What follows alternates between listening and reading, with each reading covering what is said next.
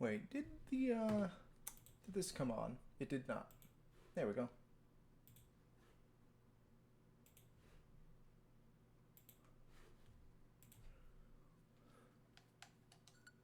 Bing. Beep beep.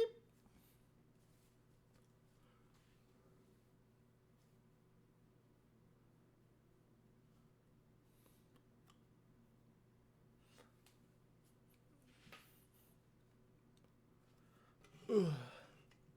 Too humid.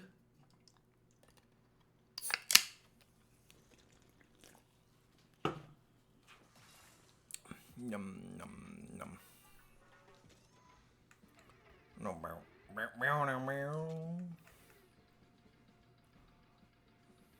I should just use the menu to get down here faster. Try to farm for you know, gadget parts, but sometimes it's just slow going.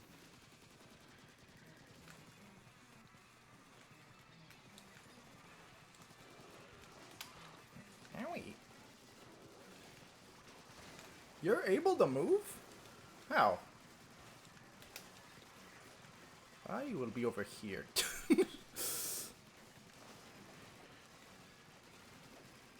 Is there a bomb loon over here? A free bomb loon? Ow.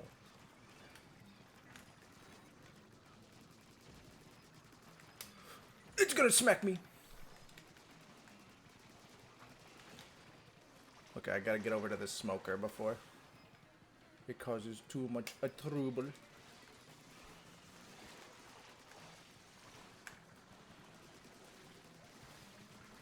No.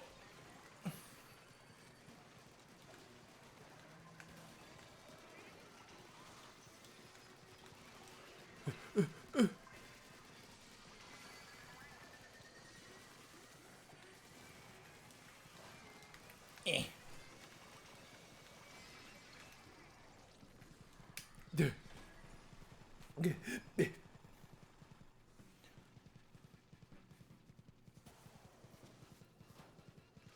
Oh, this one? You gotta be joking me. Stop. Ooh.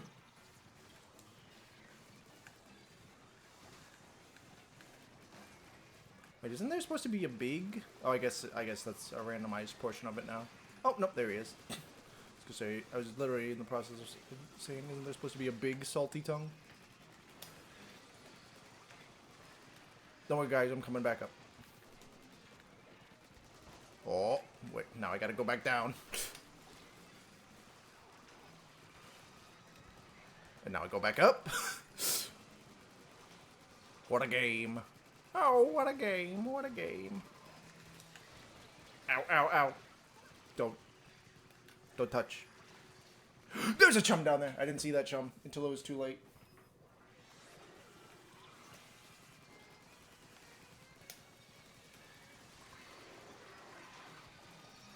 Oh, okay. Oh, hello.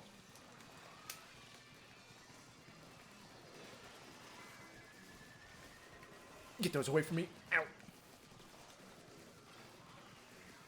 I shouldn't need to pop super, but I might need to. Should be fun. Okay.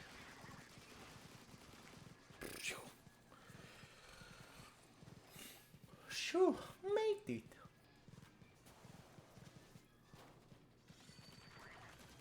Yeah, you're just gonna jump away from that immediately, so. Wait, why did you jump back also? That should be enough to kill it from that much.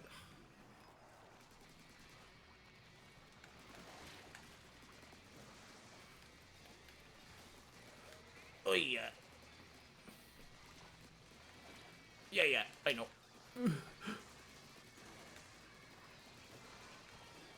Okay. Okay.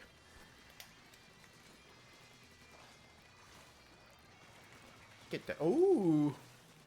There's a lot of ick down there. Can we do some of that real quick? Real quick with the ick. Yeah. We do this now.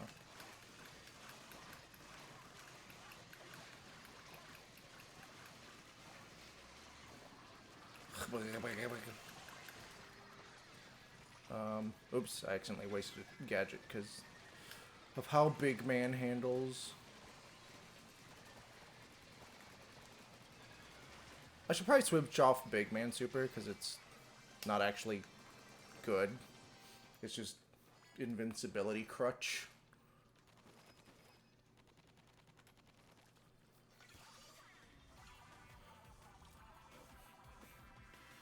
I feel like for balance reasons, they should also swap Big Man to Ferment and Fry to Scorch.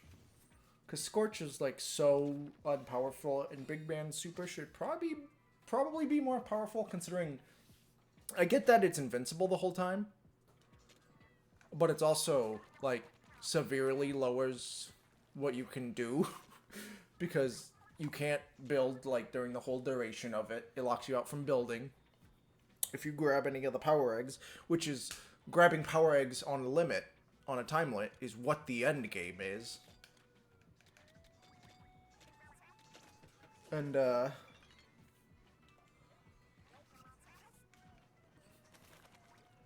like, you're committed for that whole time, so you can't, you know, pop the super and then do other things while the super is going off, like you can with the other two.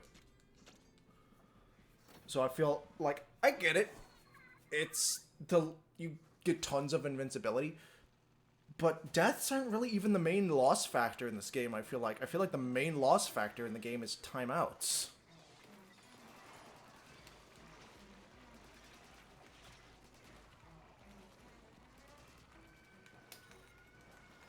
Is there anything I need to deal with? Yes, there is. I'll set those there as I go to deal with these guys.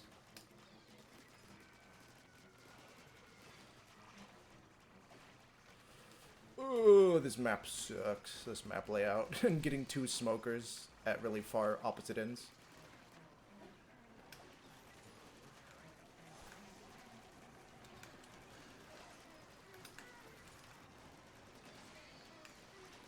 That helps, but it would have been nice if it happened while his bomb was up. Ooh, ooh. Let me in.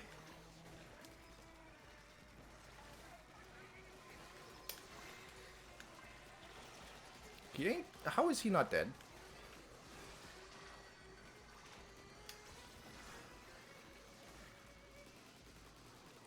Okay, I should probably keep that then. Oh. No, he's dead, isn't he? He wasn't supposed to die. I didn't want to actually kill him.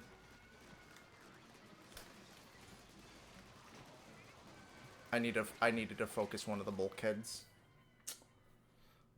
There wasn't any, like, bosses up. Well, that lid was up for a while, so I just went to kill the lid, but then afterwards I look around and there's two bulkheads and some cars and stuff, and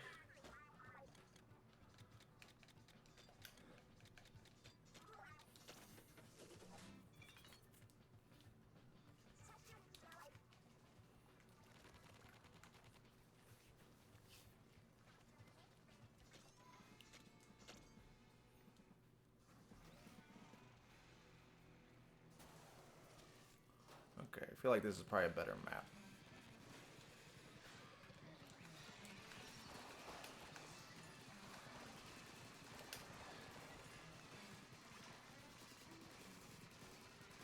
Oh yeah.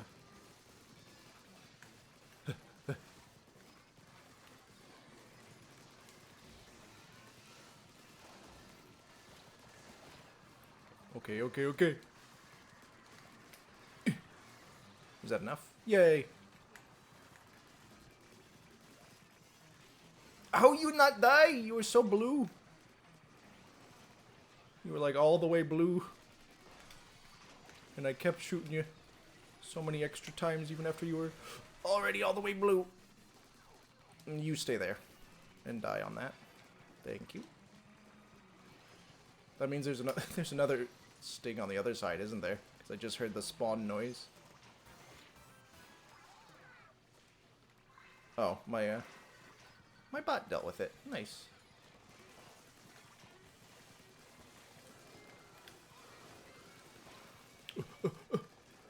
Ooh.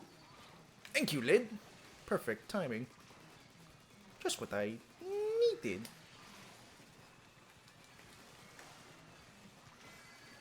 Where's another boss? Oh, I didn't even see that car there.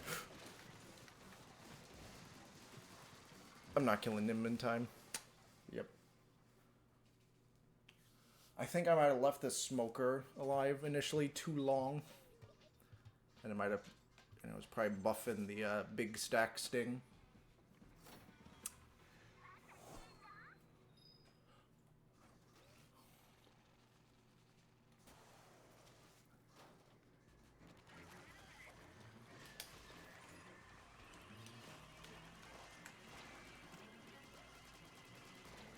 Those things have way too much health. Excuse you. You were stalled. You're not allowed to push me when that's the case.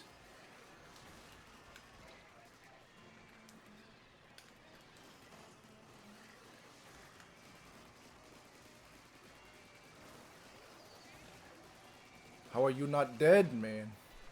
Oh, I see.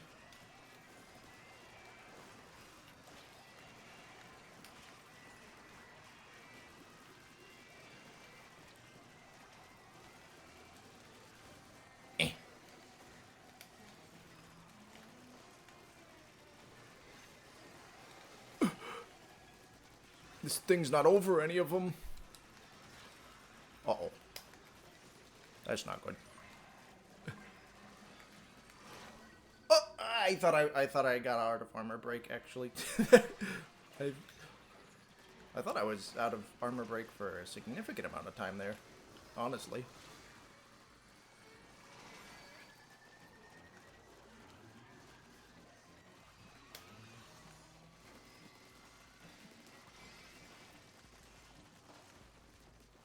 Phew.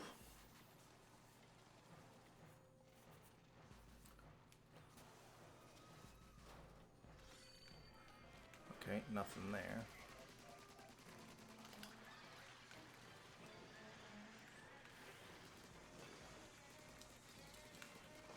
Dang, that was not angled properly. I didn't even realize that was there on this version of the map. Because you can get versions that don't spawn all the features, right? Or am I crazy? Oh, it's got a dwell.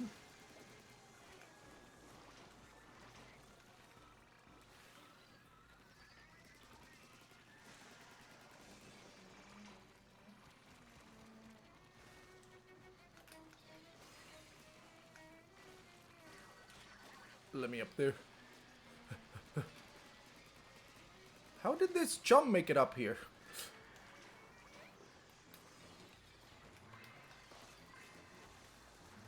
Not right now, bulkhead. I can't even kill you with like a single opening. Health values just get too insane in this game.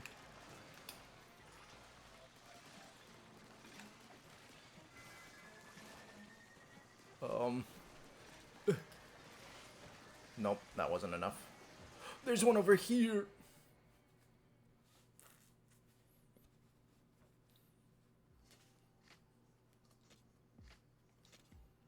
Womp womp.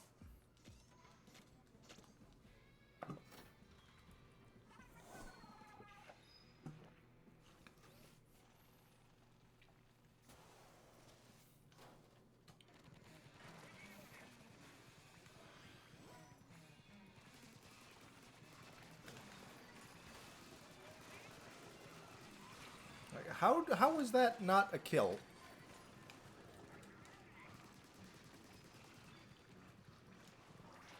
How is that not a kill so much faster on that bulkhead?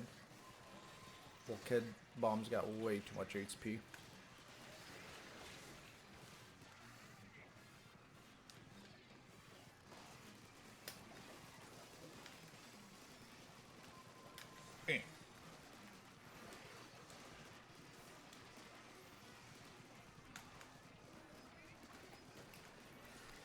Let me out.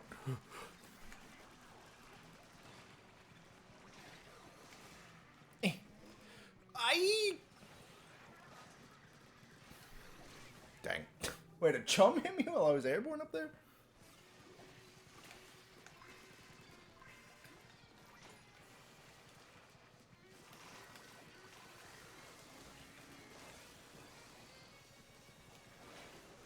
I literally cannot move. Literally just extent box. Screwery.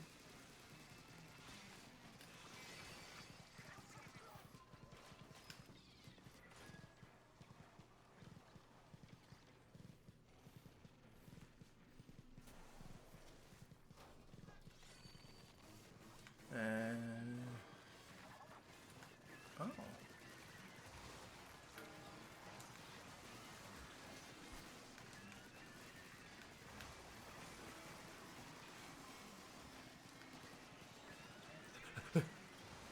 Oh, there's an eel as well. Ooh. Yes, breach right into that fire. How are you not getting hit by that fiver hardly at all?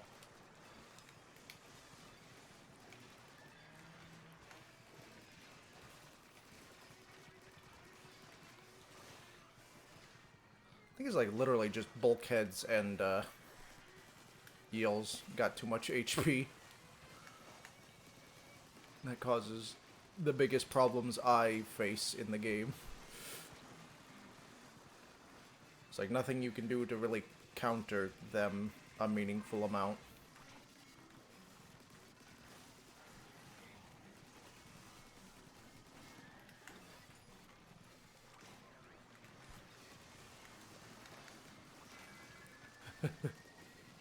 How are you not stunned?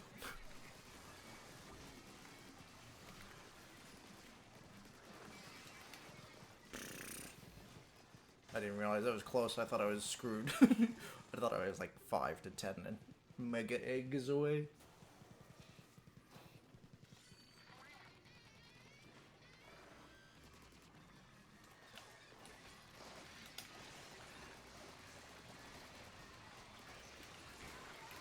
Right.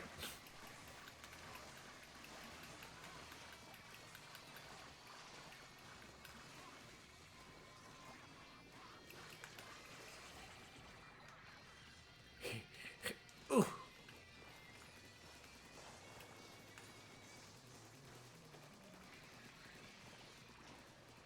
Oh, jeez.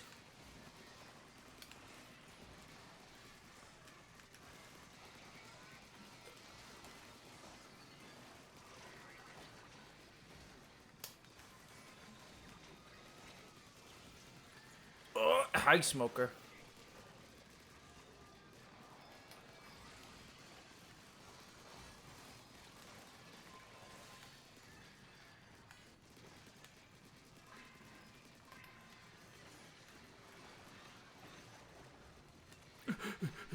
Let me over to him, please. Okay. Is that guy grinding the... Oh, there were... I didn't even realize there were two. I probably should have experimented. Is there enough? Okay, there was.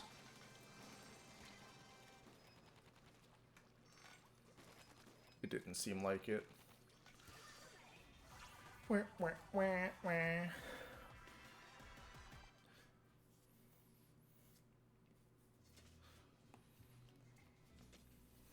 It's so weird that upgrading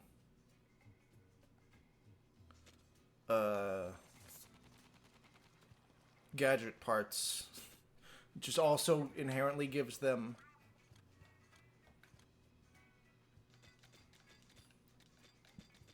extra power up as a way to keep them scaling for longer. I don't know why you can't just like upgrade the gadget part slottage more or something to have more things going on the build instead. Feels like that would be a more natural way to do it.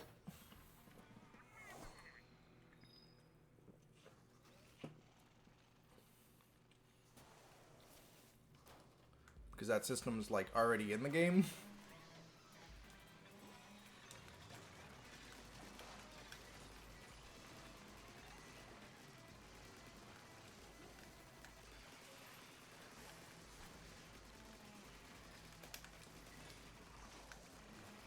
Is the big eel even dead? Really? I'm dead.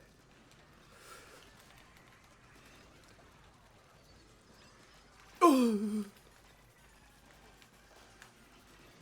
meow, meow, meow, meow, meow, meow. Ew, you know what? Let me on. Stop shooting it, bot.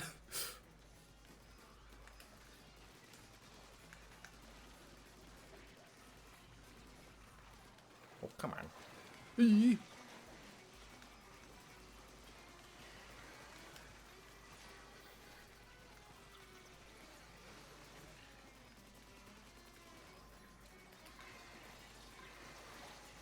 Oh, ping pong, ping pong.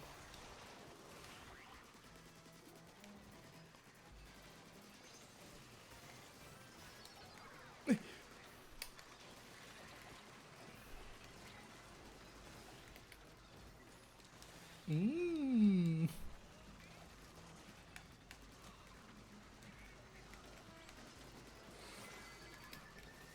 I'm not killing these in time. Okay, there was just already an egg over there. Whew, there were so many bosses. I'm like, I need to get rid of you, but I need to get rid of you, but I need to get rid of you, but I can't get to you because of you, and I can't get to you because of you.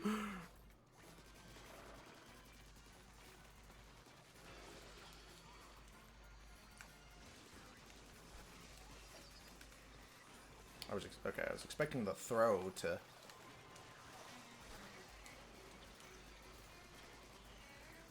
have already killed...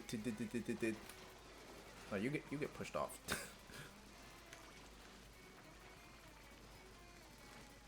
Hi.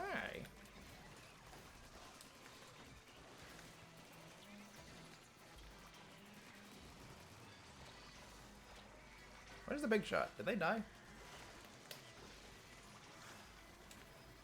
Ooh, part 5-star part. So that should be one I don't have. Because I feel like it gives repeats of those a lot less than weapons. Considering, you know, you need multiple of a weapon to make different loadouts of it, but you don't need multiple drops of a gadget part to make different builds on the... Oh, this is where you are. You little nasty.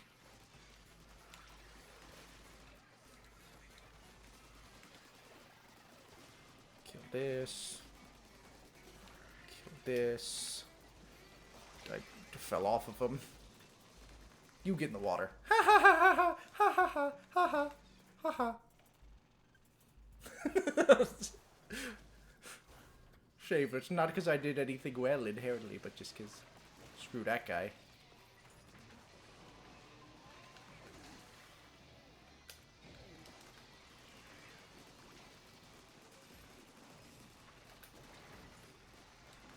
Hi. Get out of the way.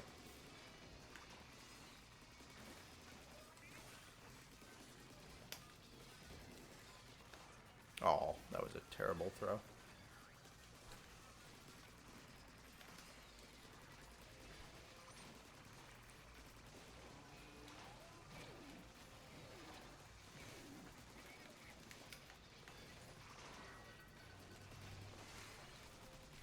Okay, I couldn't see which way the Moz was facing because by the time it fully breached, it was just fully frozen also.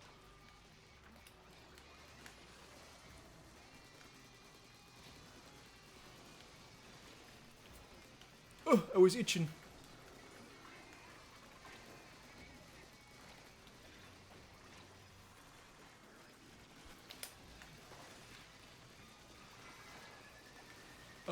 Kill the sting, kill the sting, kill the sting. Okay, I was gonna say, I should be able to go into the pit and get some stuff. Why was that still active that late after? But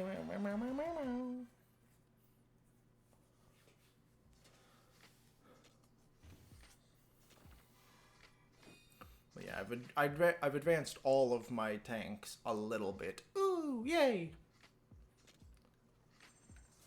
Could I fit that yet? Can I even fit it if I shrink it? Yeah, okay.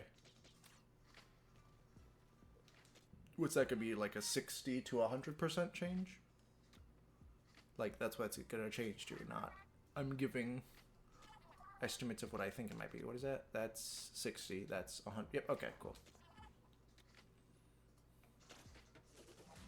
I feel like that's how the pattern goes for the 8-slot ones. Yeah, that's without it. This wasn't even fully upgraded.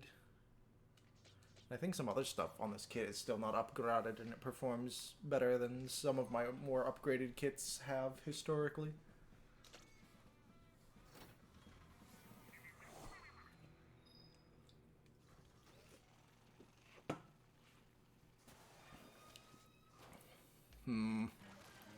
Okay. Because I think I remember there being a thing where... Oh, do both sides have both? And I had forgotten. Oh, I didn't see you there. That sucks. That sucks so much. Okay. No, really? He's not dead yet? He's still alive? Wait, this guy can't have been the first guy, right?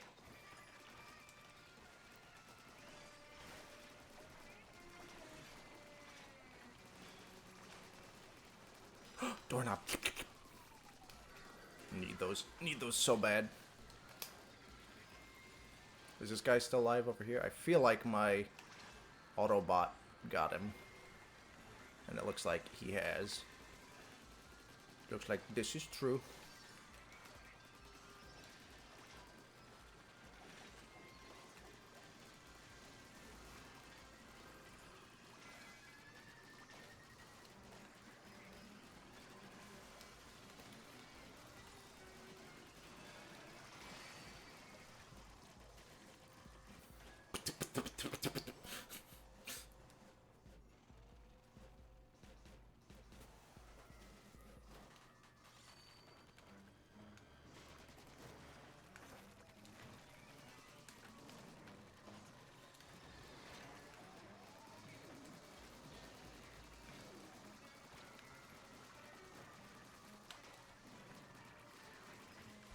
You have too much health.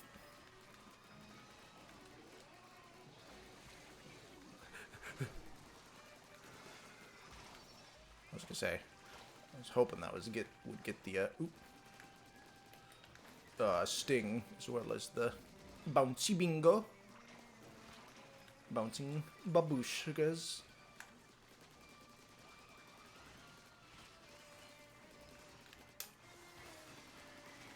How did you not? Okay, you were probably just running at me from real far. Like, how did the freeze not get you?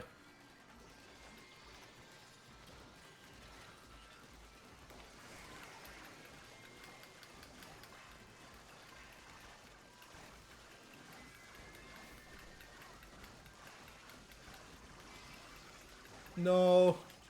Let me kill you. Boo. The reason I wasn't going to grab all the power eggs was because seeing how much time I had left, I kind of wanted to just get a bunch of things killed as big man. Super. But leave the eggs around and then go pick those up.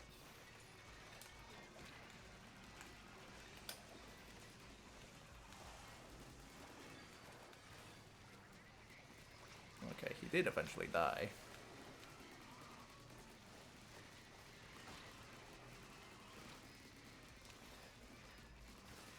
Aye.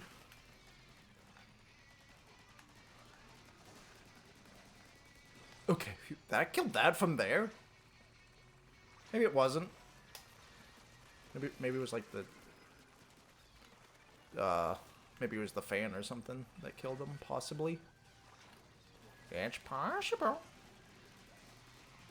What could possibly go wrong? Goodbye, goodbye, goodbye, goodbye, goodbye. I'm saying goodbye.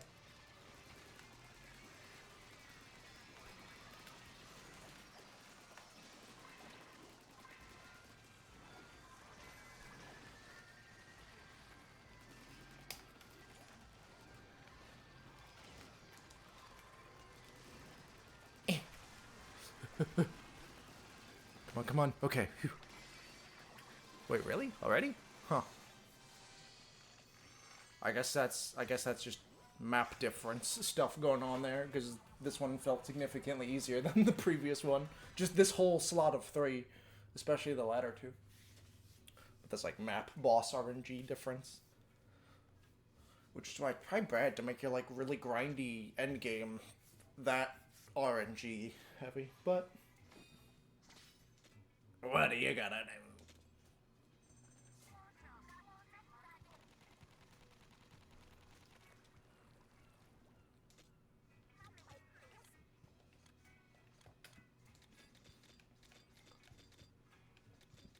Off stream, I did go through some of my 4 and 5 stars to get rid of like any 4-star thing that I have a 5-star version of and everything. But now those are gonna pile back up because I can't keep an in-game record of that, unfortunately. Have I filled out? I don't think I've gotten... No, I'm still missing 2. Dang. Too bad it doesn't show you which things you're missing. I guess I can just check primos for... Primo.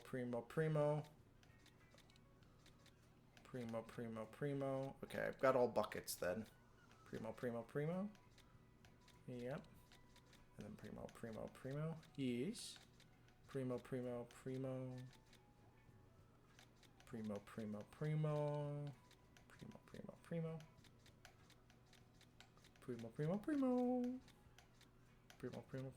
I feel like it's gonna be like bow or saw or brush or something. Maybe not. Primo. Yeah, okay. Primo. Yeah, okay. Oh, yeah, missing a primo. Primo touring. Is touring the fire rate one? Ink efficiency. Well, no. Yeah, fire rate. Okay. Is fire rate versions of the stuff always the meta ones? Primo? Okay, I can remember if I had primos of all of these. And then primo.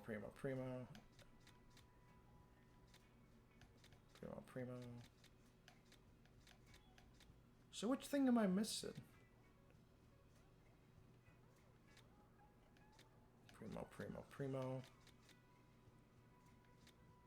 Primo. Ah, missing primo sport. Okay.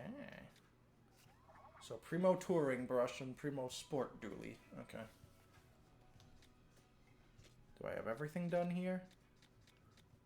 No, but I got that. So, yeah, I realized I had to like fight this boss 2 more times and fight this boss 1 more time to get their thing. I would occasionally check in here. So I just need to fight some forearms. Oh, I didn't realize this was listed as like an always... This guy's an always seasoned guy, I guess. He can only spawn seasoned.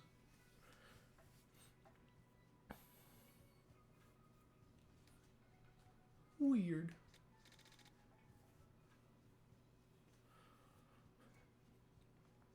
What makes a thing a season, though? I thought it was just that it was an upgraded from normal thing.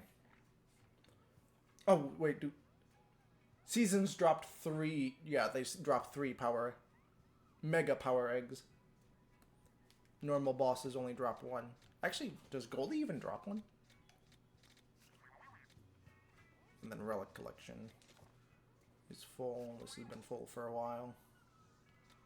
And this, for some reason, doesn't include the gadget parts.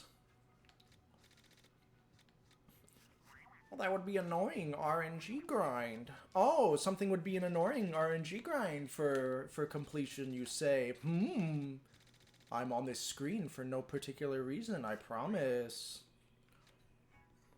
Also, like, getting Goldies to spawn is RNG. They only exist in 1 mission type as a random chance type of a random event. Like 1 mission type, you have to get an event crystal, which is not the norm, and then that event crystal has to roll Goldie. So, this one's also Is there a stage that has lots of army men's?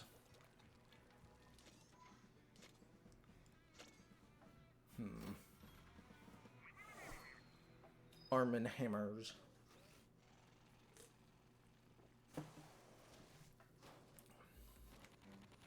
No bosses on this side? No bosses on this side. Heroes on both sides.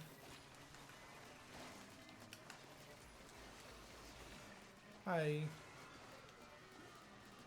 Ha ha ha ha ha ha ha ha ha ha ha ha. You stinky, I hate you. You and Smoker, I swear, are the worst entities in this game. I don't know if the lid would crunch him right there. I feel like it wouldn't, but I probably should have tried it, but...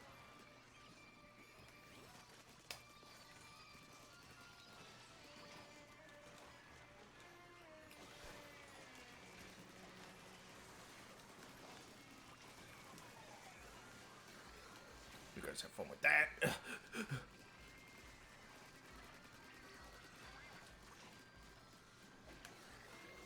Ow.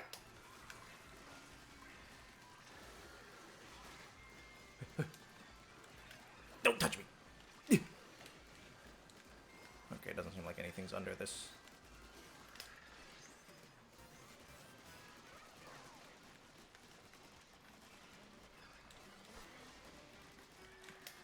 Come on, die. I said, let me through.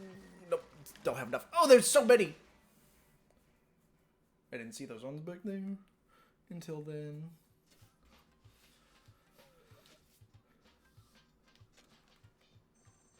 Give me no primos. Oh. Am I remembering correctly that there's like multiple... Is it this stage? Yeah, I think this one has multiple strong arms. This one can't be remembered on Spicy? Right. For some reason, some of the things don't have alternate things, but whatever. Oh, I can't skip this part.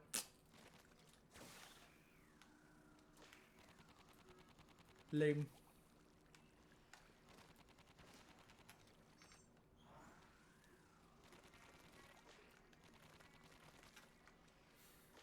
Why is there the land down there? Don't need it. They definitely have... That's definitely invisible walled off, right? I don't have, like, flywire or anything. There's no way I would make it there. With, jump bombs and flywire, I wouldn't be surprised if you could just jump from here to there. But I also wouldn't be surprised if they invisible walled it off. Oh. Look at that difference. Did I... That gave me a good how? It's it's a level 36 thing. Why can I not get Jack from like a level 150 thing? But a level 36 thing is just fine. I wonder if you could also just armor break fly to there from the Snurf board.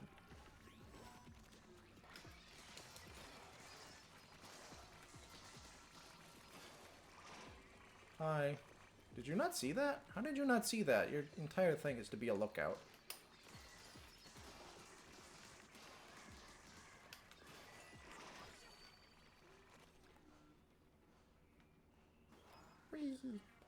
Go get him. Boo. Why not? Is there only one?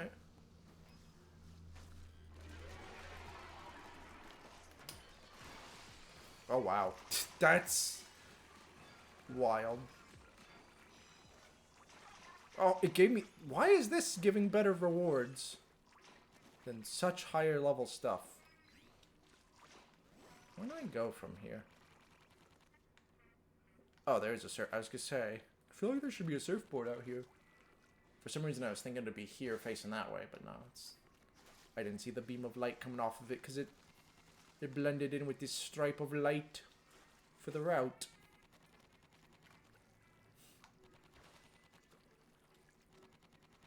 In the water. Yeah. These aren't cutscenes, so I can't skip them. That's the end of the level, though, right?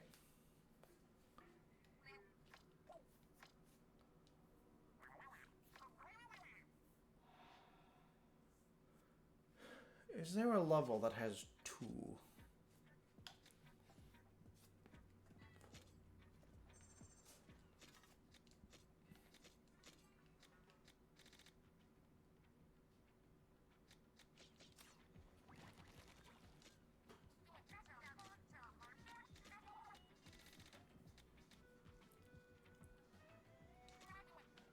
That only takes it to 5 and not to 4. There's not an 8 on that, is there? I doubt it.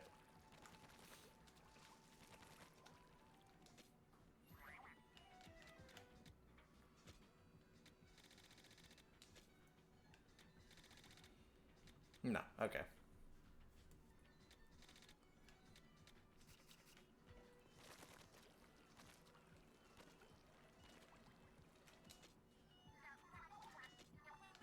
Sure, I don't know if I can actually fit that without sacrificing something. It's only 10%? I thought 12 was the oh, that one's...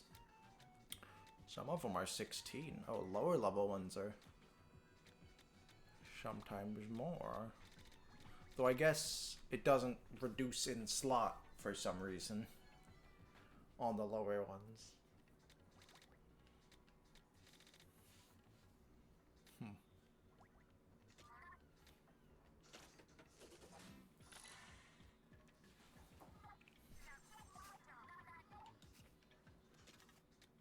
Do I have enough? I think so, because I've got 1 spare and I'm swapping it out for a 4, right? Yeah, okay. So the only thing I could have is enhanced knockback and duration up. Okay.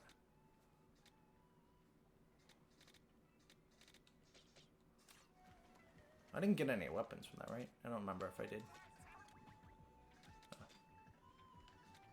Oh, I might got this from it. That would make sense.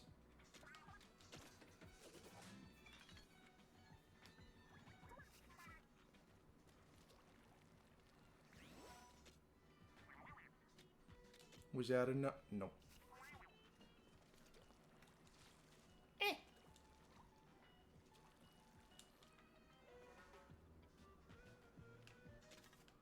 Oh no, so I think I'm missing something on this as well. Oh, maybe not. I could just possibly re-kit this out to have triple shot instead of one of the other things. Maybe instead of fire it up, because it'll shoot a whole other projectile now, and if it's in blaster type, I feel like that helps it get a lot out of that.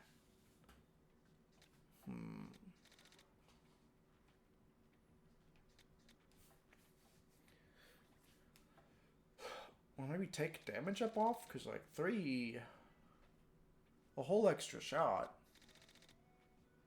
Because this doesn't say that it reduces the damage to do so, and all the or a bunch of the ones list it. So I assume if that's part of what they do, they will list it. So I could swap either fire rate or shot damage for potentially getting the 3, the triple. Ooh, baby, a triple. And you're missing a thing too, right? Or maybe you were. Oh, I think I got that like really recently or something, like yesterday or maybe even earlier today.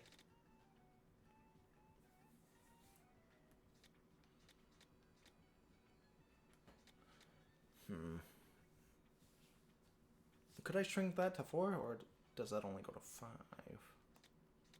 I feel like the increase applied, I never really actively play around. It's hard to remember that it's there. So I might be better swapping it with something. And yeah, it only goes down to 5.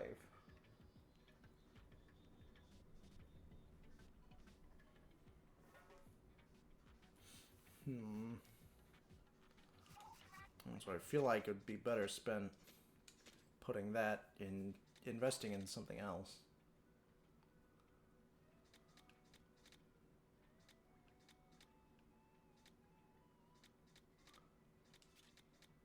Maybe this would be better? Because I could also, like, I could pull him into the fan.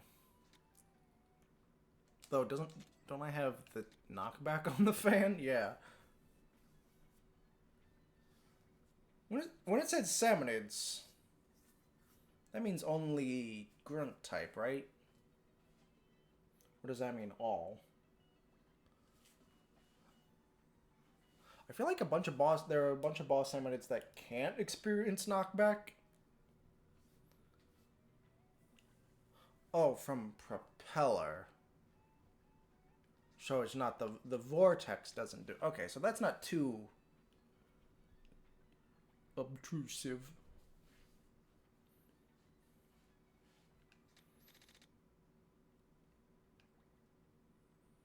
But also I have Propeller damage up, so I don't know, I might tinker with that a bit more off stream or something. Should I just run this one until I get the...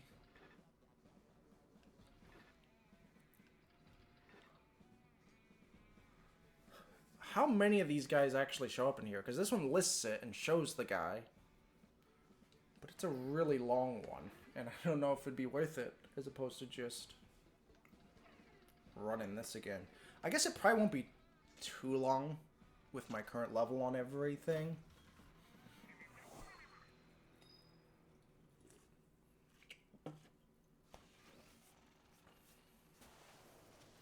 It shouldn't be, at least. I forget how neat the lighting down here is.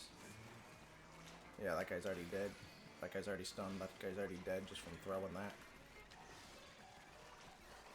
Does that crush my fan? It does. Okay. And I don't mind checking on a wave that's going by this quickly. Skeet shooting. Oh.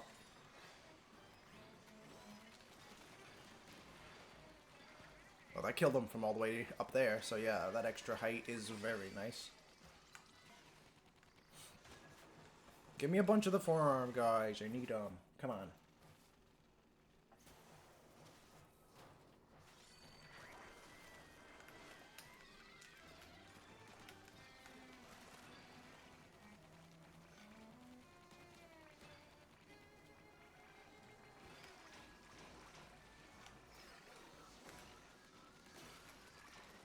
I smoke up.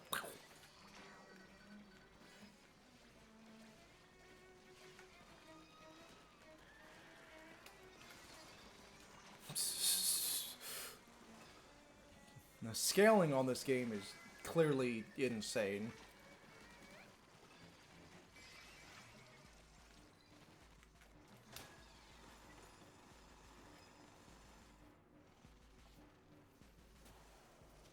Oh.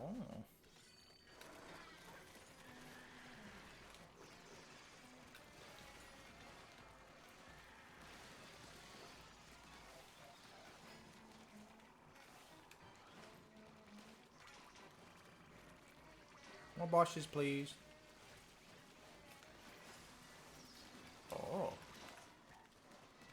You're so lucky you don't actually spawn a hurt box until significantly after you're dead.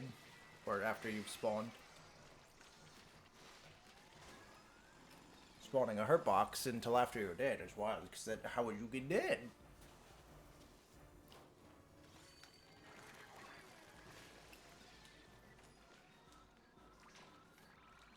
Yeah, get him. Oh.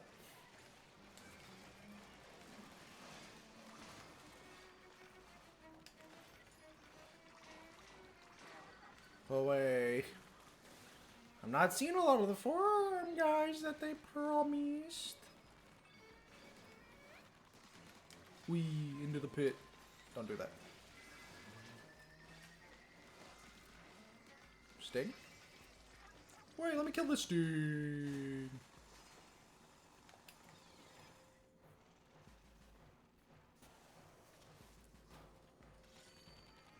I don't care.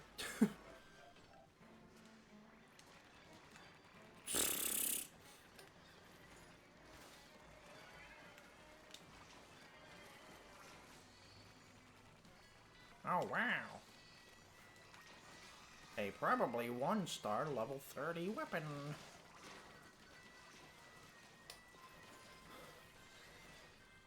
There really needs to be like an auto scrap feature, so it doesn't even bother trying to take up space. No, no, no. Let me kill.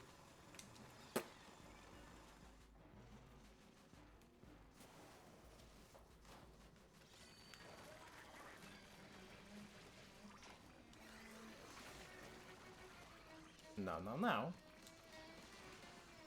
I don't know why I threw that there against a singular thing. Squarmch. Oh, hey, one of you. Look at that. You go there. You go there too. Start blending them up.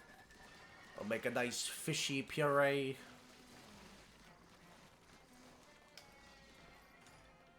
Hello, big bouncy boy. Hammer, hammer.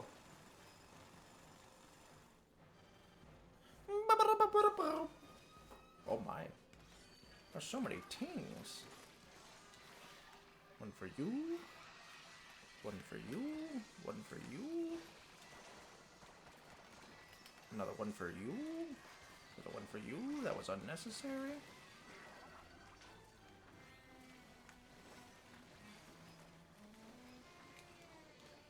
Oh. What was that maneuver? You like wiggled off the edge a little bit. Wait, really? Already? Huh. Didn't feel like it.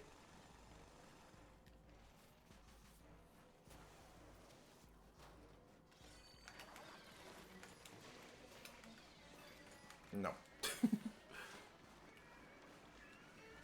Oh, hi, Big Mosh. Oh, well. I didn't even visually see you.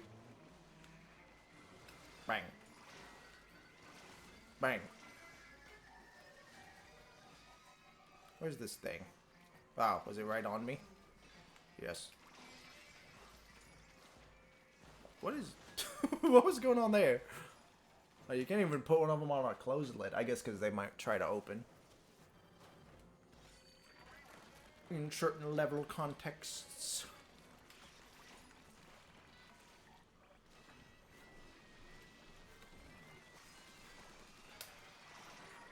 Bye. Bye.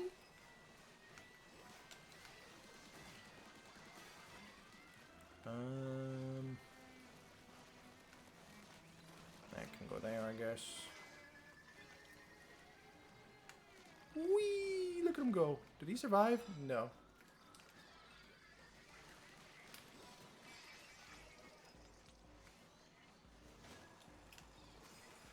Squeezy.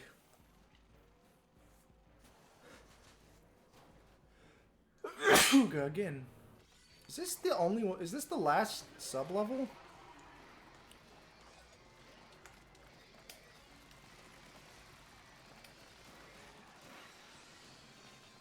Yes. Why do they list this guy as a main salmonid type here? That is so stupid.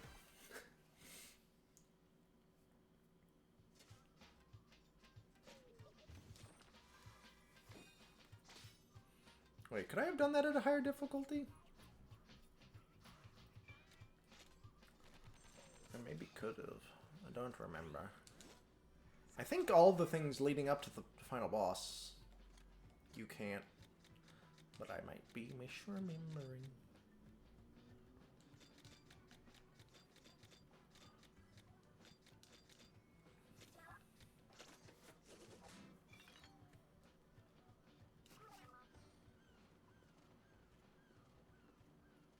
Going back and doing levels like this is kind of dangerous, because what if I get a garbage 4-star primo of a thing I want. But it's stuck as 4-star.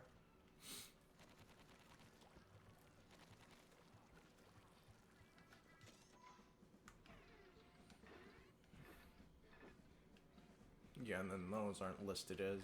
Dang. Dang. Oh, shoot, dang. Are there any... Because I know mining missions...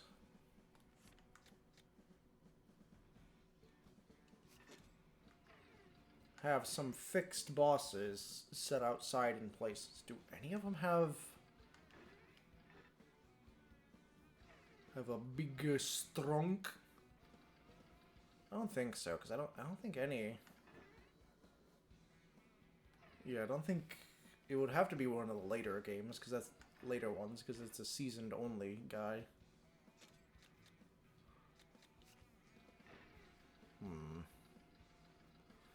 Does any mission have a bunch of them?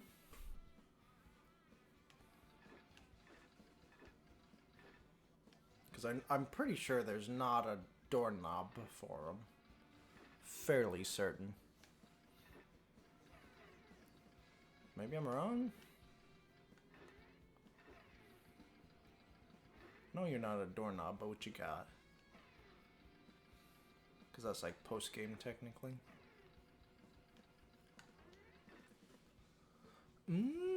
But does it mean it, is the problem.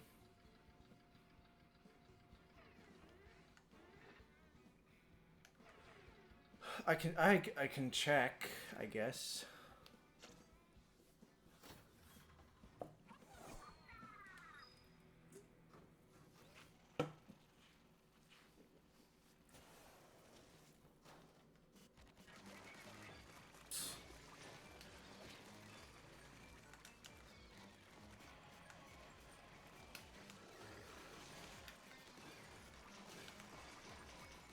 Hooray.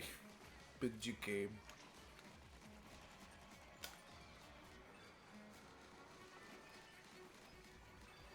Look at he go.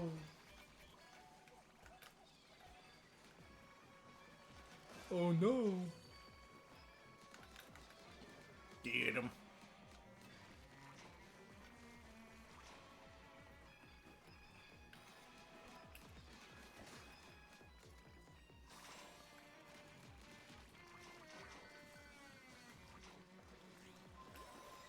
Thank you for putting those in, like, exactly the same spot.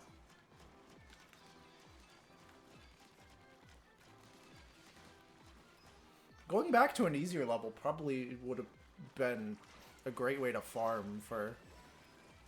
Ooh, yay!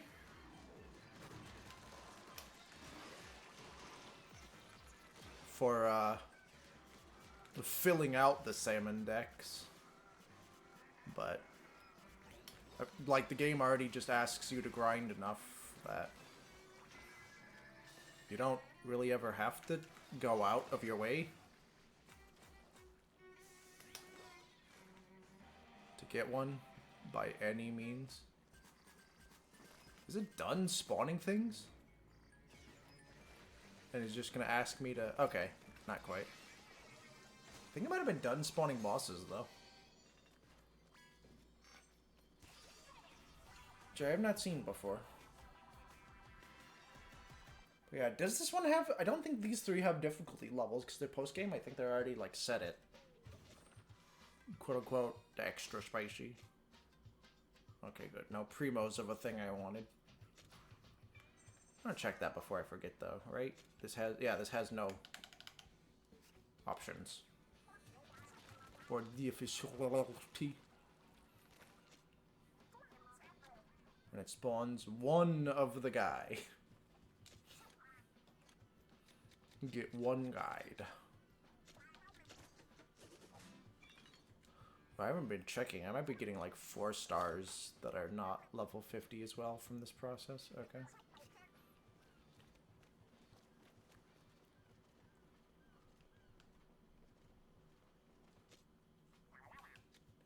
Did I get it? No. I'll get 3 doorknobs if I do. And this one as well? Yeah.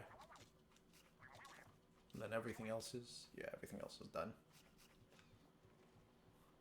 Now, unfortunately, the weapon one, you don't even have, like, the power to actually meaningfully influence.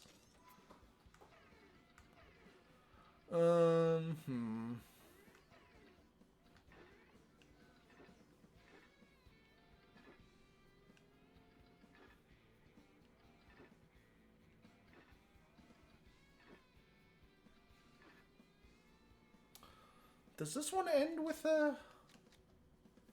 multiple of these guys on Super Spicy? Because I think I remember one of the normal missions doing that, having 2 of these guys in it, but it might not be faster than the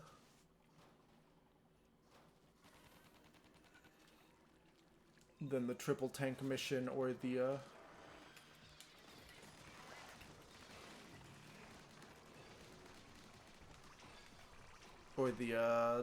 run up to the boss, because of, you know, being a story mission, having some platforming bits as well.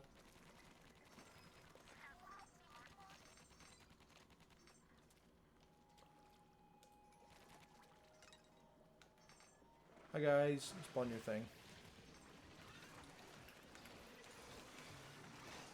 Oh, these guys, I get, yeah, this was what, level 66, and or maybe 56? And the one I was just at was like 46 or whatever. Oh, you're still here?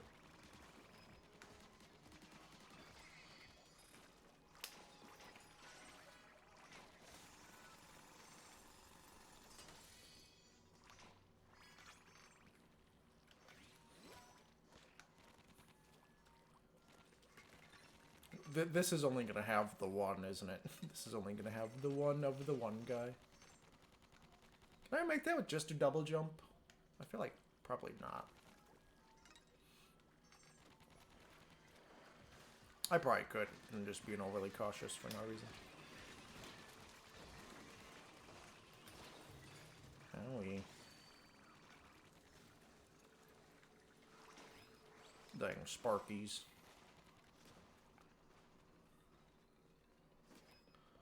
And then the funny sting segment.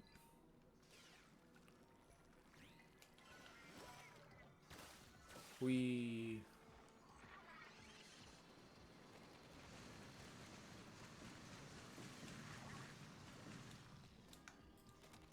Bang!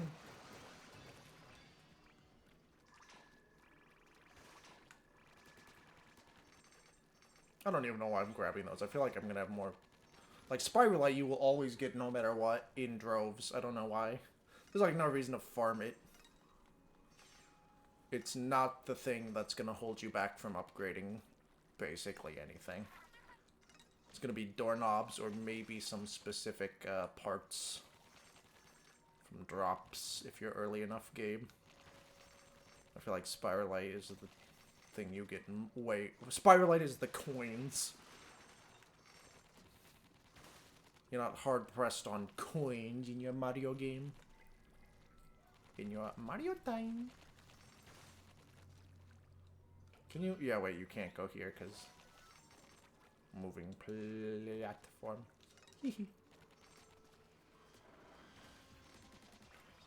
Oh no.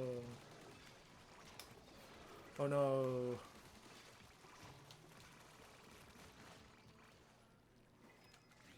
Yeah, this stage made me feel like there should be something beyond Super Spicy, because, like, this... Feels like there should be way more bosses guarding that climb. Like, what is with all this space that's not doing nothing up here? Okay, well, are there at least 2 big boys here? I only see 1.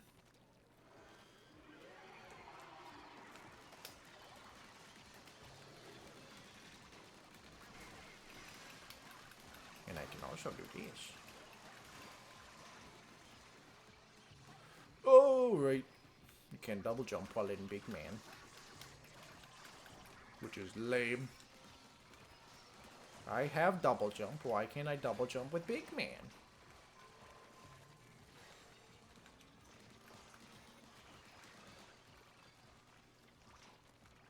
So yeah, this only has one. So I think doing the,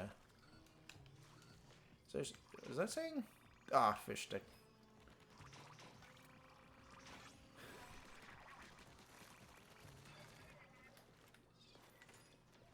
That's gotta be everything.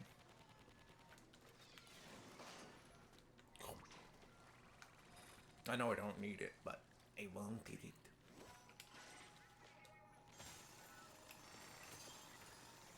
Whee! Does this have a death plane, I wonder, or does it let you go to the... Oh, right, this one you actually have to collect the things. I'm so used to the mining missions.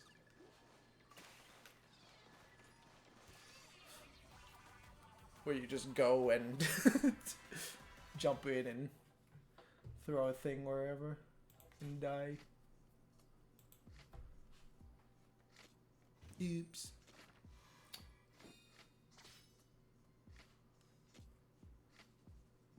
Okay, none of that was new.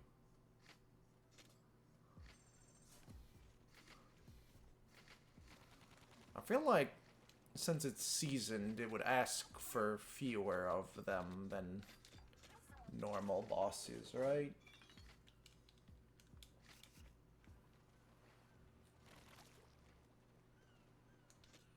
Because I know the big bosses required like 5 or something, maybe 6, maybe 10 at most, because I hadn't done a bunch of them that much and quickly got the ones I was missing with 1 or 2 more fights, so.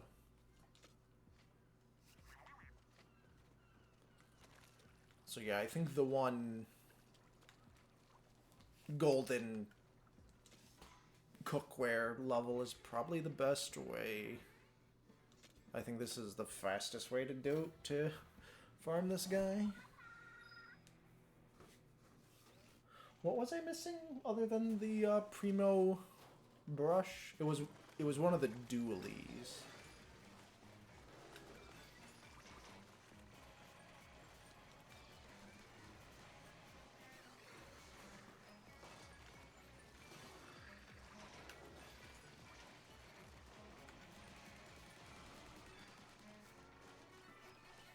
It sucks, because you can't really grind the endgame for these, because you can't purposefully fight it, because you could just get RNG that basically never gives you that guy. Like, yeah, you'll eventually probably get him, almost certainly, before you get to the end, because I don't think anybody's ever made it to the end yet. I might be wrong by now, but like, it takes quite a bit of like grinding RNG seeds for good boss spawns on good map rotations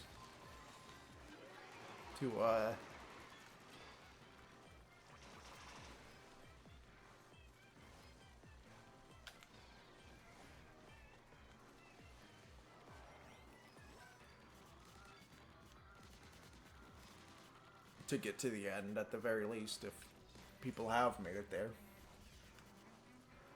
And just a lot of grinding to get the resources to get there anyway.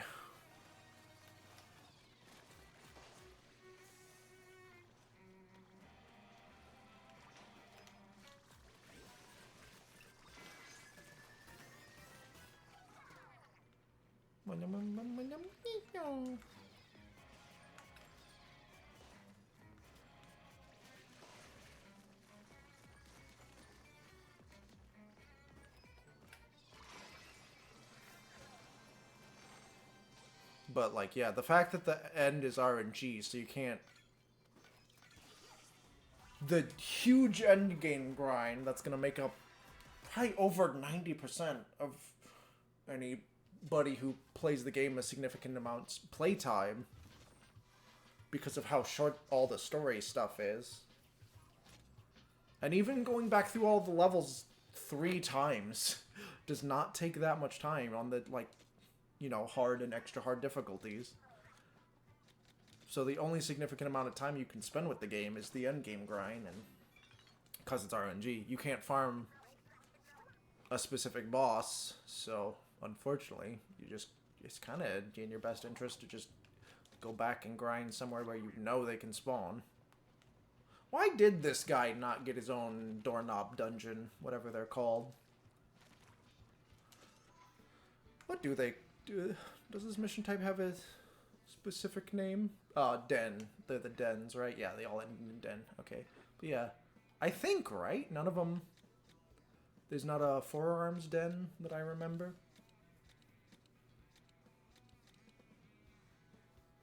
Yeah, there's no forearms den.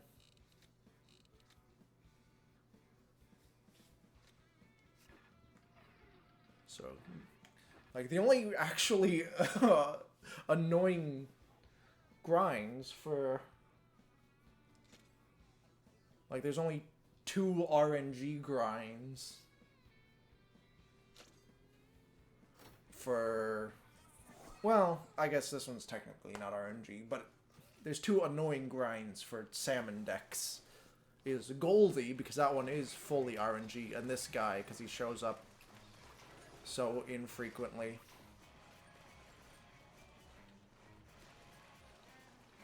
And never in a context where you can easily get more than one of him without RNG. I don't know.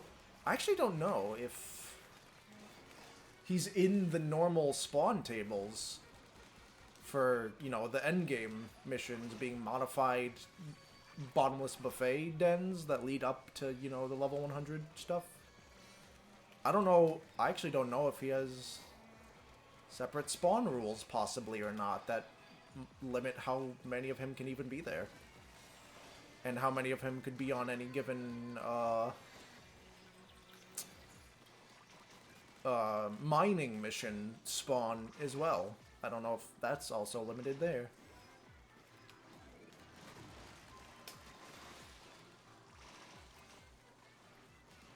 Whereas basically all the other guys will have missions where you can at least get guaranteed 2 of per. So I just want to get this done while I'm thinking about it so I can get the extra doorknobs. Is it done spawning? Oh, already? Really? Huh. There was still a boss this time. Hopefully that's the last one. Hopefully I got enough forearms. Why isn't there a forearms den? I get you couldn't litter a den with them as much as with the other dens and have, like, guaranteed ability to, like, play around it a meaningful amount because they got, like, the through walls laser. They have way more options, and a lot of their options are more powerful than a lot of the other guys, but, like, the other dens are like, hey, here's 10 of a guy out at a time. Just have, like, 4 or 5 for that guy out at a time or something. Wait, isn't there... There's somewhere in the bottomless buffet that I think in the road to 100 that has 2 of them, right? I don't remember which one that is, and I don't think it labels them by which things they spawn in the bottomless buffet road to 100, right? I think it doesn't, which sucks.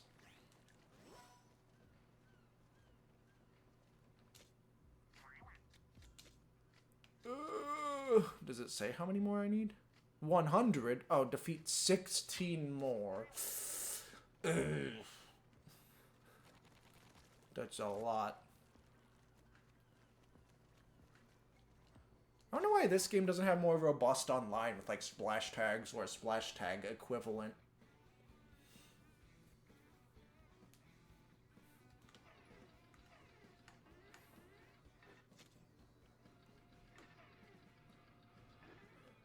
Yeah, these don't show... Am I misremembering? Was that not in here? Was that one of these ones? Was it this one? I might check these in reverse order. Or are these RNG and that's why they don't list the things? Because even if this is 2, it's like 3 levels instead of 1 and gonna take longer, so I think it would probably take longer to do real time wise. Get the cars to come together. Where's this other car? There it is.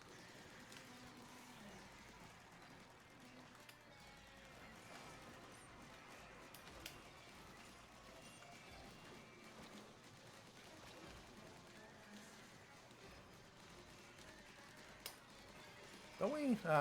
The lid might be RNG. I was gonna say, don't we get a lid up here at some point? Hello.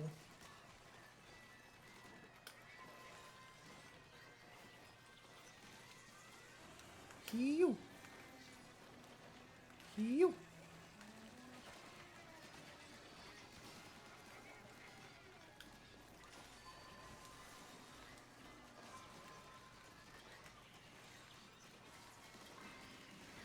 Yeah.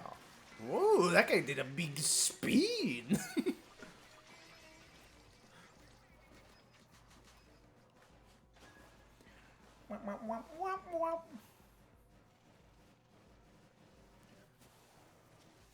This has got 2 of these guys. So that's a good sign, I think.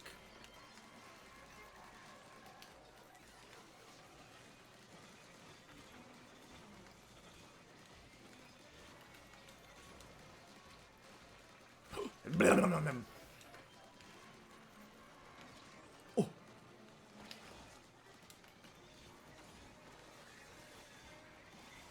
Ah, that didn't kill him. There we go. Okay. Now we can just play the rest of it normal. Tongs!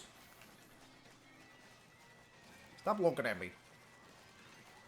Ow. Hello, little sting. You little stinker.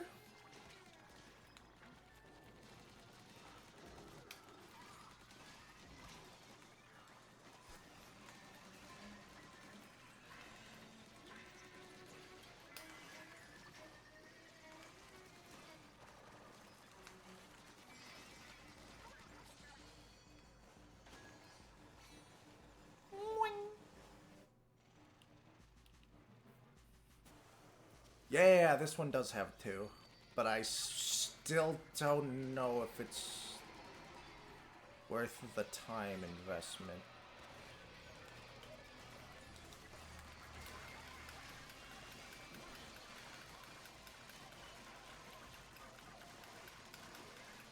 It should also have better odds on a bunch of the other things as well.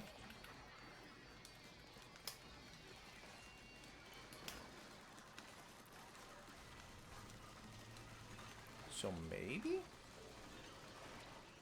Maybe it should be better for just like overall grind, and also the fact that it does this guy well is nice. Maybe, I say, hopefully.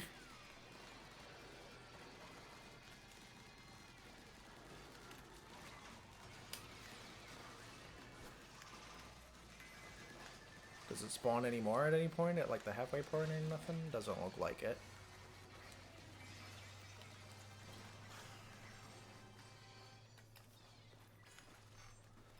Okay, it's got... I think it's about on par as... I don't know how long the cutscenes actually are. They just feel long. Because you don't play during them for the descent into, you know, the final descent sequence up on the top map. Or I guess it's technically the start of the bottom map. But yeah, that one has 1. But that level feels long, but I don't know how long it actually is.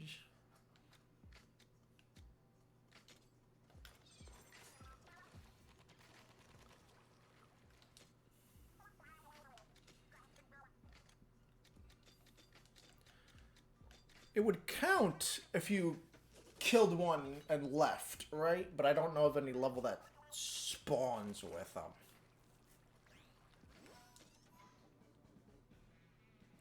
There might be others going back further. Maybe there's one here that has an earlier one.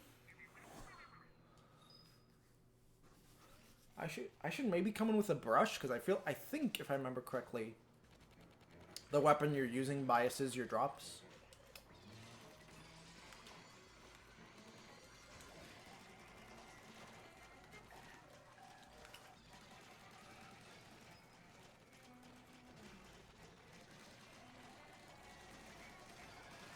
Ugh, because of all the humidity and rain recently.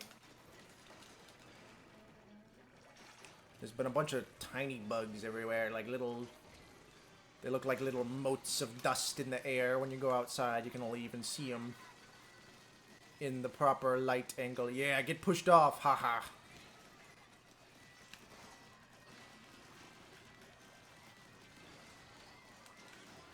And I feel like a bunch of them probably get in a decent amount because of how small they are. And even if they don't, it might just like psychologically make me itchy having seen them outside, you know, when I go to check on gardening and stuff. Sometimes you'll just see clouds of them and then you walk back in.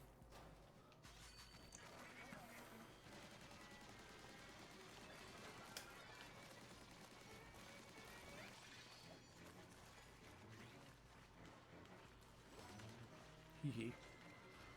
Oh, right, there's the thing over there. Whoa.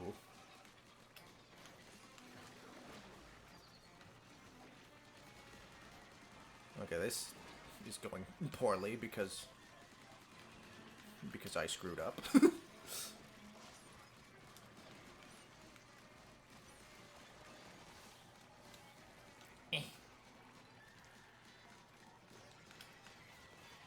There we go. Watch me lose one this easy just because I like routed so poorly.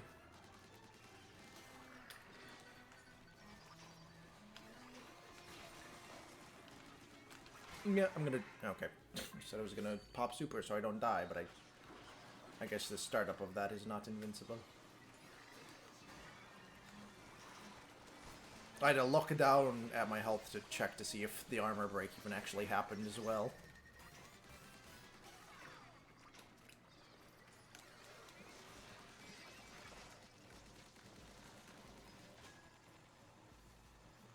But yeah, I feel like I keep feeling little taps of stuff, but it might be nothing. It might literally just be, you know, some body hairs moving sometimes. I know that happens and tweaks me out a bit sometimes. Literally just some arm hairs or something. Moving, brushing up against stuff. Feeling funky.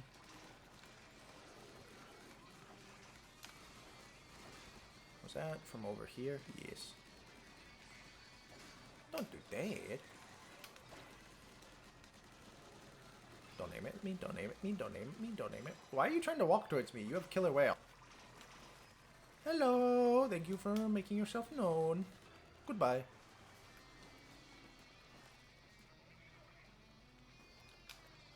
Get blended. They get reeled in with momentum, so they slide off the cliff. I didn't realize that would be the case. I thought it would just be a very slow static pull to their to the point of it.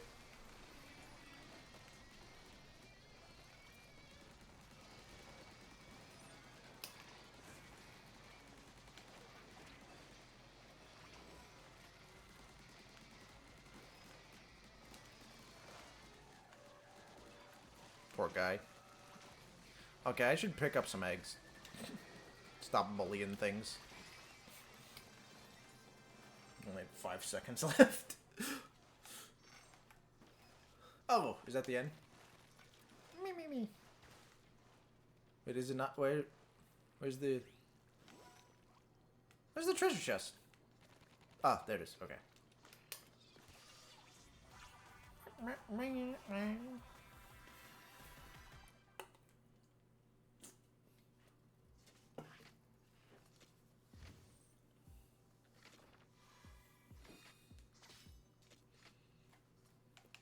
Oh.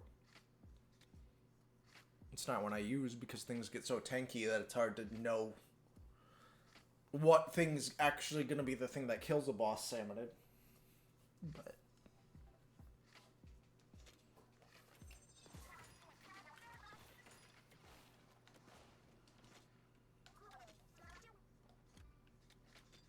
it's nice to have for in case.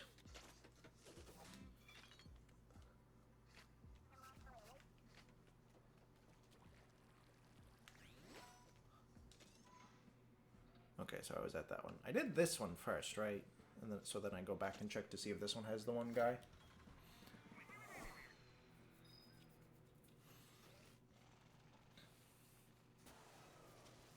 Oh, right, this is this one.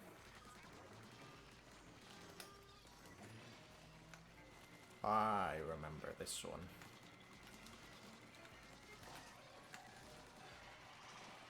And he's already dead.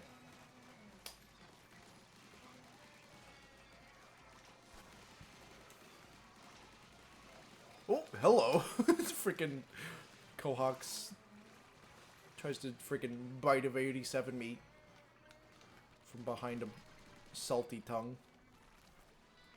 Hi.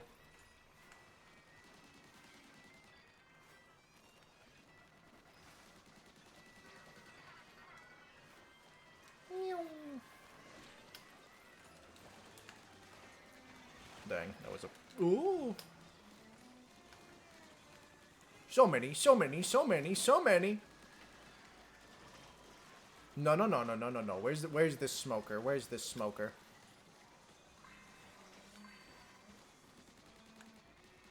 You perish.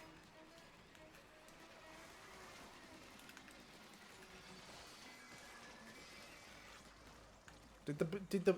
He wasn't even dead. Boo. I wanted to go kill... Big fly. And here's another big fly. And this is the last floor, right? So... Looks like this one doesn't have any army men.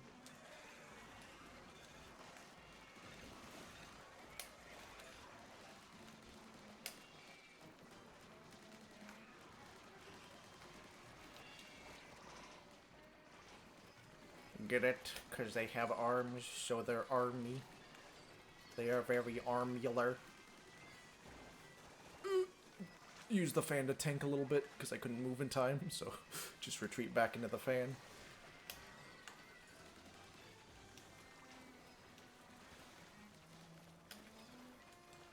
Where's another cluster of bosses? There's these things, but meh.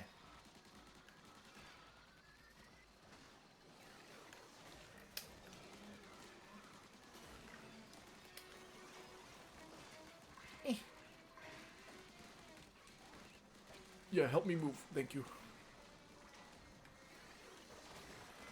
I can move my body preebly. Except I can't. Help, help. I'm being oppressed. Yeah, was this the last one? Nope, okay. So maybe there is a chance. So you're saying there's a chance. Okay, no, this isn't. Okay, no. No big many armsmans.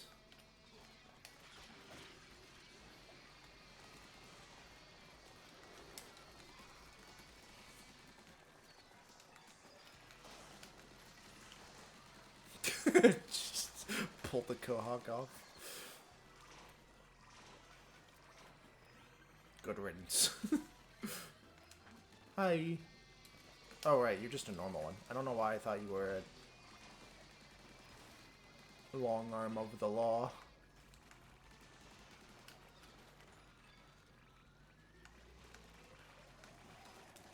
That was stupid.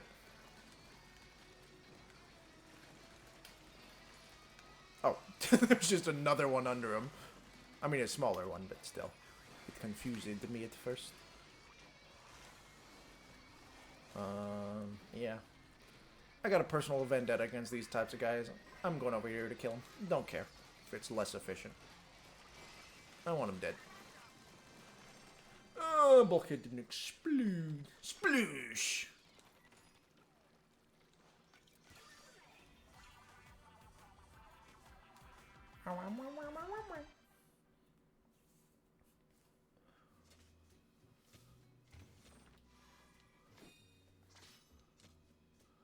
Okay, so most of that, those two other levels, was a wasted time.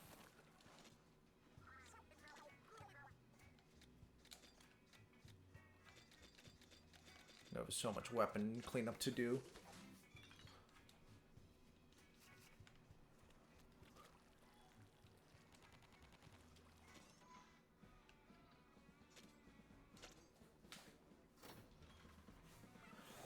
It's just faster.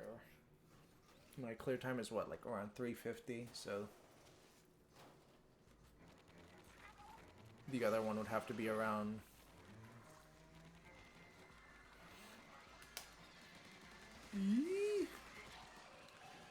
Ow.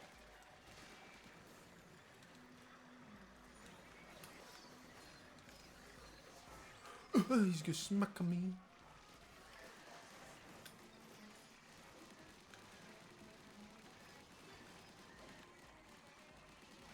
Oh, right, reel him in. Was being funny. Oh, right, that's just gonna go in the water. Oh, that didn't go in the water. I am very slurplies. That's gonna break my fan, though, ain't it? Yeah. But it also killed the guy, so fair trade.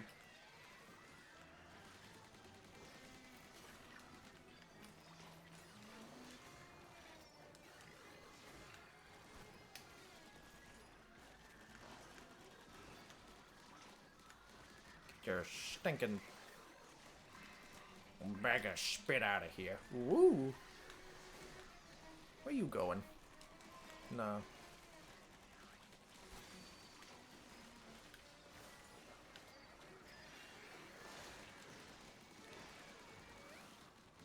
I'm gonna lose because of quota, ain't I? I was playing with my food too much. Okay.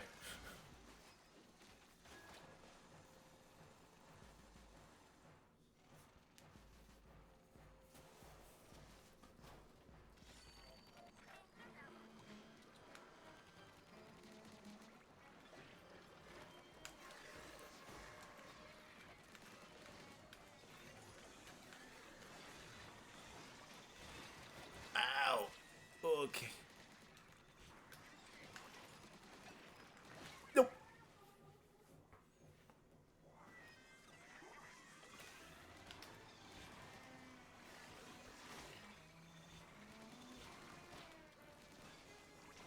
Ooh!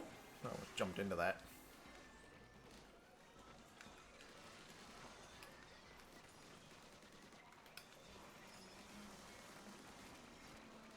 Oh, there's a smoker somewhere.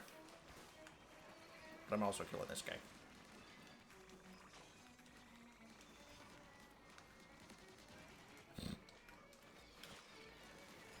Stop. And then you're gonna breach in that, right?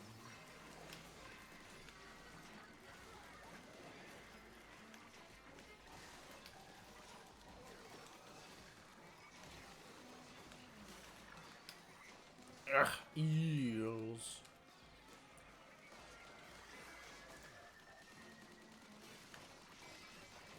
No, let me kill the eel. Was he dying? He was dying. Good.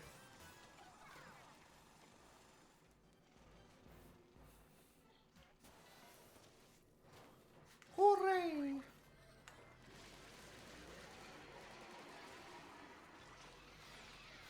They always start out with double laser.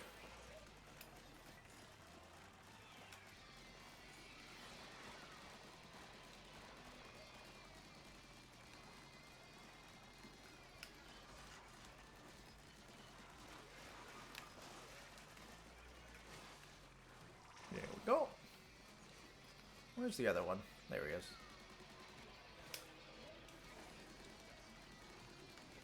No! There we go. Okay, we do this. Pop this guy.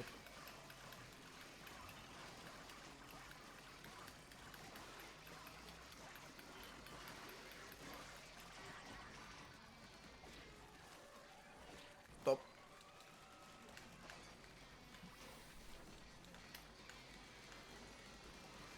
Get him, get him, get him. Thank you. Yeah, get shoved off the ledge. Oh, he wasn't getting shoved. Or at least not enough.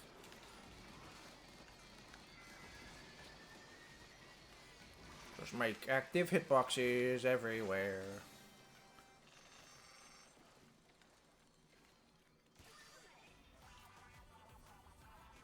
I guess one of the things that comes along with all the little tiny little fly thingies. I've been seeing some dragonflies around in my yard. recently. Coming to visit. Some pretty little blue ones. I saw a red one and a green one as well. Actually, I was looking down at one of my plants, crouched over, looking down in the dirt, basically. And then I heard a noise buzzing in front of my face and looked up to see what it was. And 2 dragonflies just descending right in front of my face, clinging to each other, doing the deed. I'm like, oh, okay. A red one and a green one connected to each other like that. Oh, and I saw a little cicada sitting on a leaf earlier today as well. Just on the ground. I think I might have had some cicadas a bit earlier in the year, like coming out of the ground.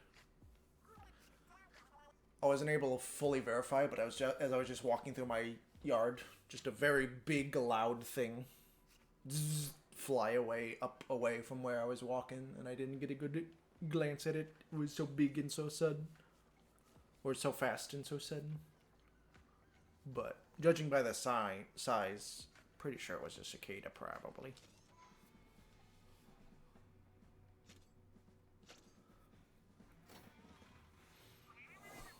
What else? Oh yeah, after the range, I went to check, and in one of my window wells, there was a little tiny frog the size of like my thumbnail that I had to take out of the window well. Because I feel like he wouldn't have been able to make it out on his own. I feel like he would have been stuck. Ow. You guys break so easily. Break me, I mean.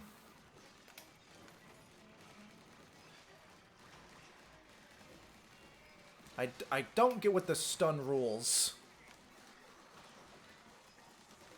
on the mega cars is. It seems so arbitrary so often. This guy's clipped into terrain. Ow. Like, what was I getting multi-hit by there?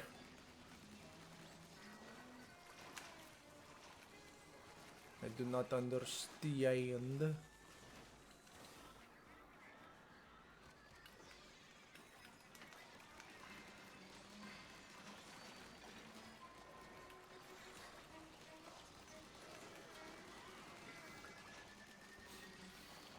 Tried to reach in there and get him to hop onto my finger. Because I didn't want to, like, he was so tiny. I didn't want to grab the little feller. So I had to, like, put my hand in front of it and, like, scooch with the thumb to get him up into the cupped hand.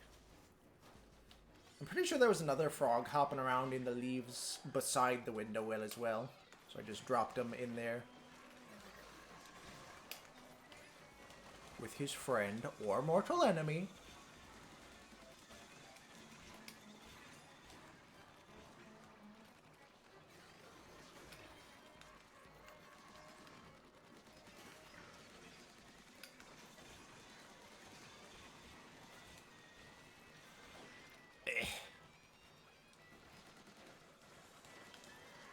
Ugh, you bounce off of these guys so far, and I don't know why. Like, they're not even hitting you, and you'll just freaking ricochet almost faster than any force in the game can move you. Off freaking flyfish, man.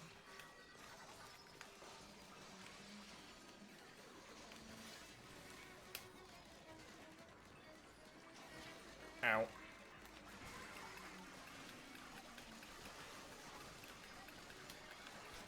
You out of there. You out of there.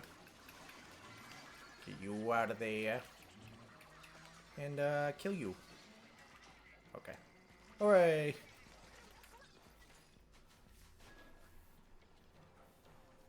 But yeah, I just left him.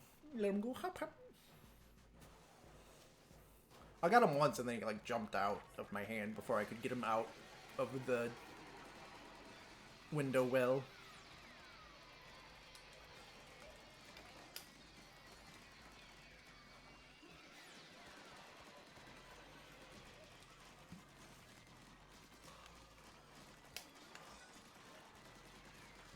Oh! Stop shooting that at me. Perish. Why are you not perished yet?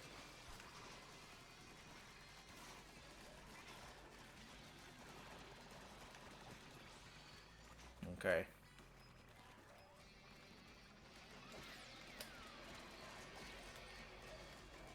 Oh, I can't go big man mode yet. Ow.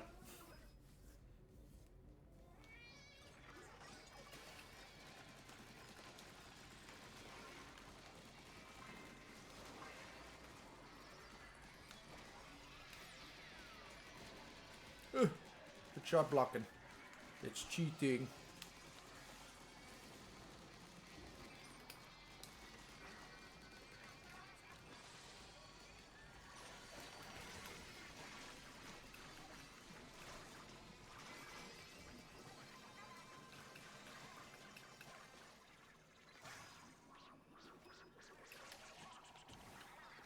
I did get both of the biggins, right?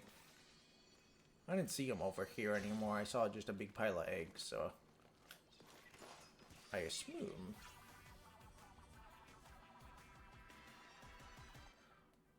But yeah, you had a little froggy. It's always nice to see a little fun little froggy around. So tiny.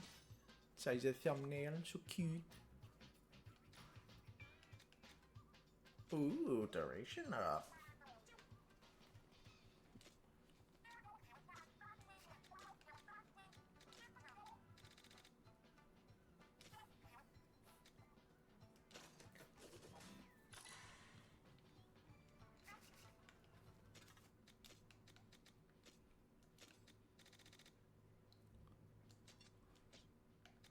Anything for here? Is it like gonna be like a 6-star 3 slot or?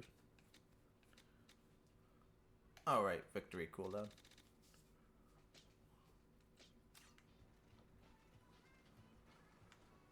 But unfortunately, they came with a bunch of rain. That came with a bunch of warmth still, so it was all humid.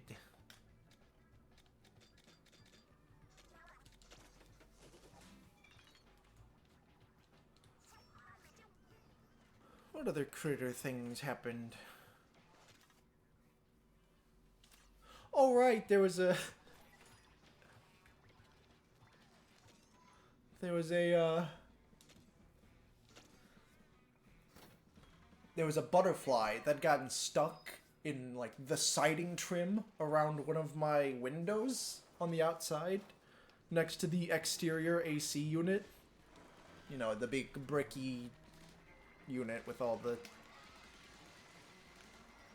air intake and output and everything. Just the big exterior air unit.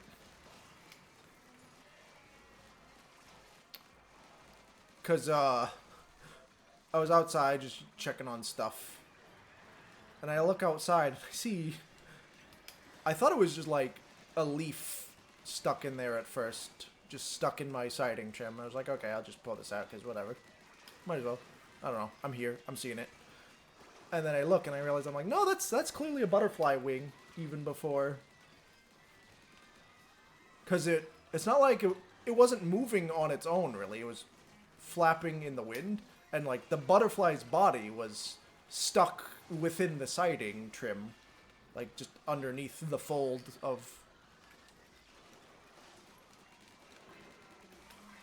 where the siding and the window trim siding layer up on each other. Just stuck in the fold of that. It's kind of hard to explain. But yeah, I noticed it flapping because the warm air output of the AC unit just pushing the warm air out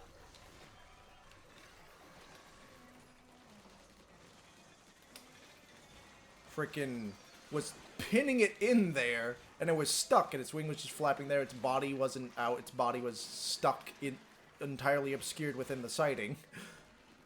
So I had to freaking stand in the way, or not fully. I couldn't fully fit between the. There's very little space between the unit and the side of the house. Maybe like a foot at most or so, whatever. Doesn't matter. I couldn't fit there. So I had to like use my arm and hand and shoulder, what I could fit there, to block the all the wind being pushed out of the unit from, you know, just blowing the butterfly, keeping it stuck in there. I had to block the air and then, like, pull the trim of the siding of the window away from the siding of the house a little bit so that it could, fly free. I had to lean in there, block the wind so it could fly, and pull it back so it could actually, like, you know, spread its wings. Block the wind so it could crawl without getting pushed back far enough out to crawl out so it could fly out and not get pushed back. The combination of both was probably necessary.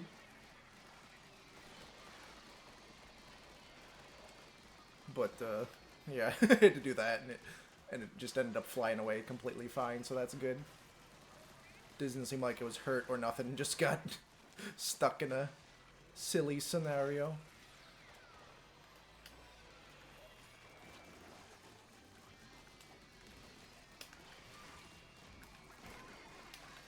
Oh, there, you pushed me.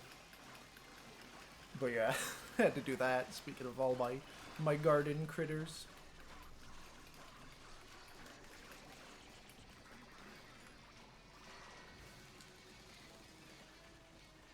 I don't know why I threw my fan there. That was a bad fan throw.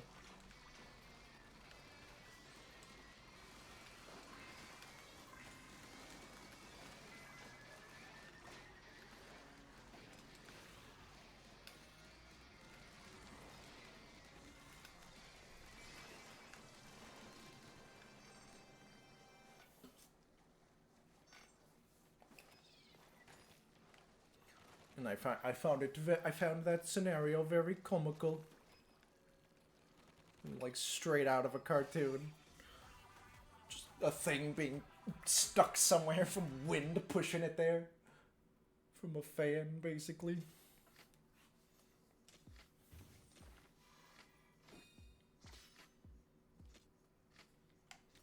And the reason I thought, like, how do you confuse a butterfly wing for, like, a dried leaf? Like, it's like, it's kind of a dull brown one with, like, kind of scalloped edges and whatnot.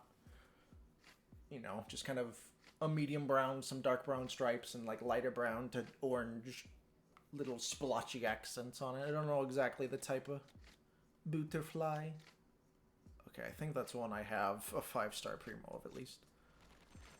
But yeah, just a more modest butterfly.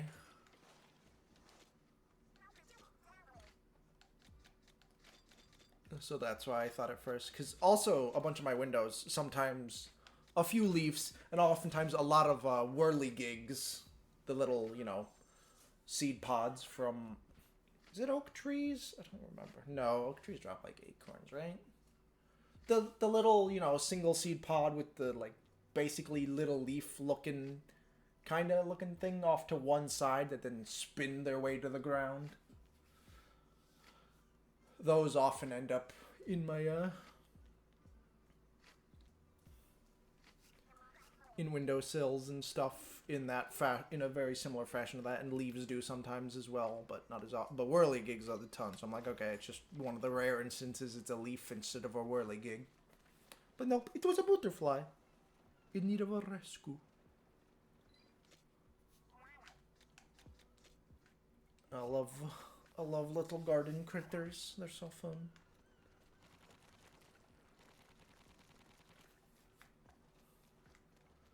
Even though my a freaking deer probably ate a bunch of my freaking mulberry tree that's growing outside my porch. Because just like a quarter of the leaves on one side, or just like a quarter of the leaves of the tree were missing all on the same side. And it wasn't like the branch was stripped at all. They were clearly plucked off of the stems of the leaves individually. So it wasn't like a windstorm or something shredding them against anything. They were carefully removed. It's funny because, like, I feel like because of where the branches mostly were, it would have had to be standing up on the steps to get into my porch to be reaching and eating those ones. So just in my head, imagining that is silly. Of it choosing those leaves of... Because it should have been able to reach plenty of other ones without that as well. And also, I have a much bigger mulberry bush on, like, one of the sides of my garage. That has way more leaf coverage all the way, and, like, all the way to the ground, because it's hardly blocked by anything. The only thing it's blocked by is by the garage on, like, one side, but not even one side, because it's growing on the corner of it, so it's, like, a quarter of the tree is blocked, and so it's just growing branches and leaves all the way to the ground and all the way up on that side, because it didn't have to, like, rise above other things to start putting leaves out to get the sun. It just had, like, full access to the sun, so it's just a huge orb of leaf. But the deer didn't grab that one for some reason. Whereas this other one is, like, blocked by some stuff, so it did have to grow up before growing out. So, I don't know. Deer was being silly.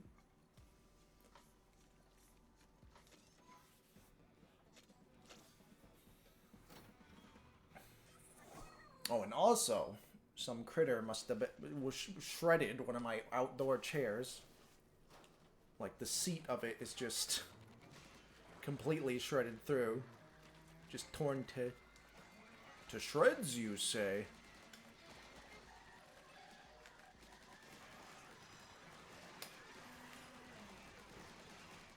But yeah, it's like one of those, you know, just really cheap lawn folding chairs. That's just the fabric bit. Basically, like some basically PVC pipe and some tarp functionally is all it is.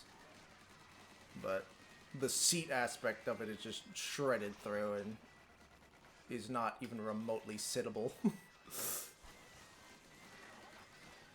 But whatever. It's not even one I paid for, it's just one that is left over at the house that my mother had abouted.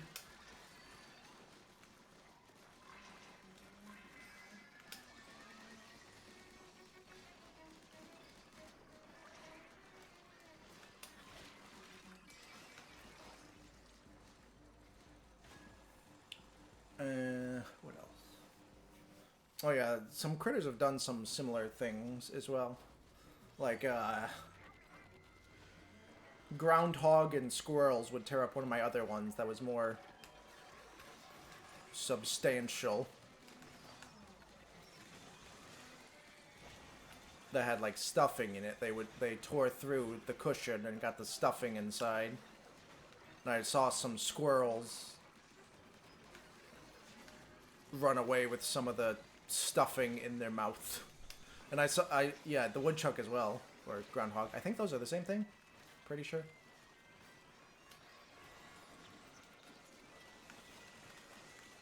I saw both squirrels and groundhog running away with it. Some in their mouth, stealing from it, while, like, watching them out from a window of the house. And, like, after I had seen that it was already torn through, I'm like, whatever, they can just have it. I don't care enough to, like, stop them or yell at them for it. Or nothing.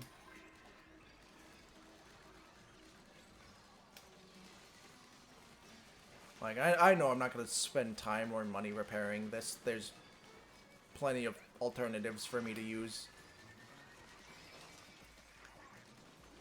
And I don't even need as many as I have alternatives for, so I'll just let them have it.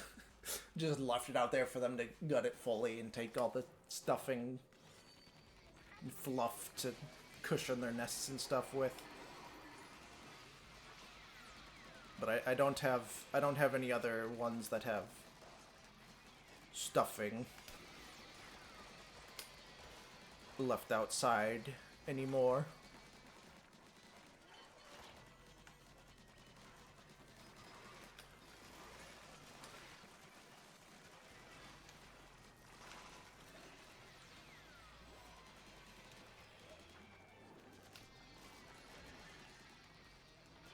Why does this guy, like, moonwalk so often?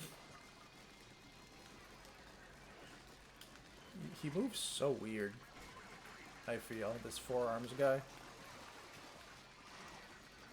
But yeah, There's one year where I kept seeing a bunch of the groundhog. I feel like it might have lived under my porch. Critters often do. It's usually bunnies, but I think one year groundhog took it up. And then I hadn't seen groundhog for a while. And then recently, like just the other day, when I opened my door to my porch to go out, I go out my house door onto the porch, close it behind me, and then I just walk straight forward to my porch door to the outside, and I open it up, and there's the stairs that like the deer must have been standing on that I was talking about earlier. And I look down, and there's just a woodchuck just walking past, like beside to it, looks over, looks up at me, stops, and just like skedaddles under the steps because the steps don't have like a front to them, and that leads to like back underneath the porch because it's elevated. That's why there's stairs that go up to it. So just hi, basically right under from where I'm going. Just okay, guy. I'm not gonna do nothing to you, goof, but you don't know no better. So might be living under my porch again, or might have just scampered under there for to hide real quick just from where he got caught. Because I haven't seen him, like, at all previously this year. This is the only time I've seen him. I haven't seen him since, so. He might be living in one of the other neighbors' yards under some stuff. Or in the, there's like a little tiny, I don't want to say grove. Just a little tiny batch of trees fairly close by out in the middle of a field that's like used for hay. It's a hay field. You know, to cut the grass and then roll it up into the big cylindrical bales type of field. And it's got some trees lining it and stuff, so that might be where it lives. That's only like a minute walk away, probably.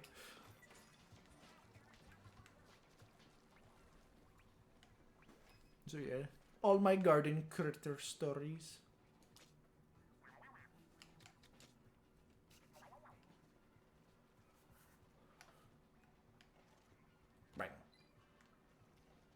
Bang. Did shooting it give me a spiral light?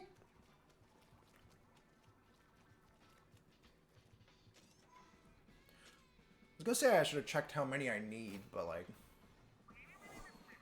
yeah, I guess there is the one that is faster. So if I end up needing one, no, because yeah, the last time I left off, I needed like 18 or 16. It was a multiple of 2, so.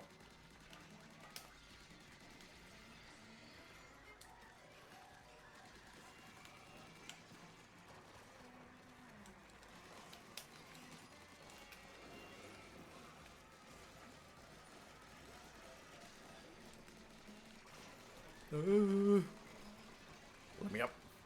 You guys, his X10 boxes are way too big.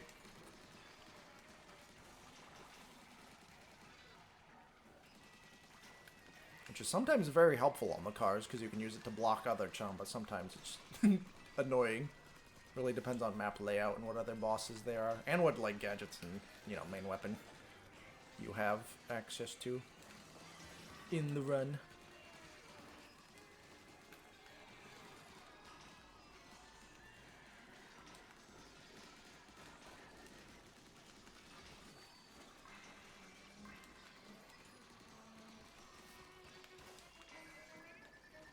Stop throwing. Poor guy. There. Cars just get stuck in limbo so often.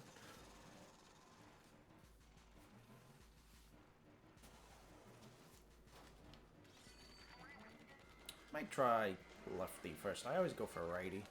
Hey, pause. Thank you.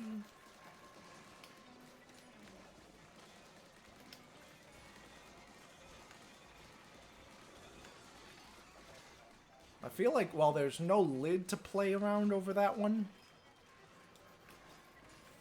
I feel like there's also just fewer enemies to have to play around.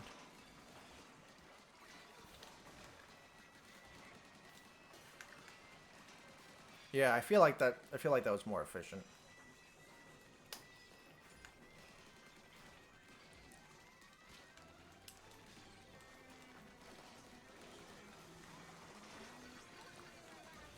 another one. Oh, my face itches. Okay. It is scritch.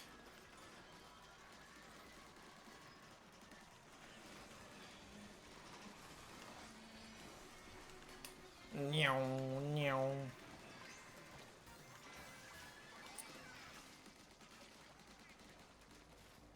Was there moss under me or something? I feel like I kept getting ink under my feet after the round was done. So yeah, for 16, it's gonna take 8 of these.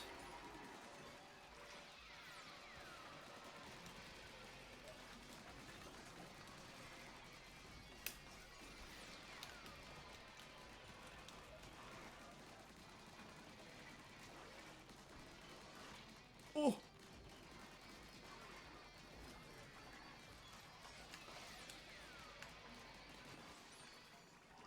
Okay, I feel like, yeah, saving my fan might be good. Dang. I got pushed back farther than I expected to.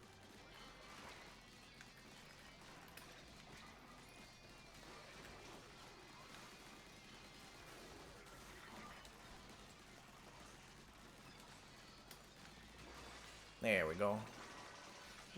Just explode him. That's all you gotta do.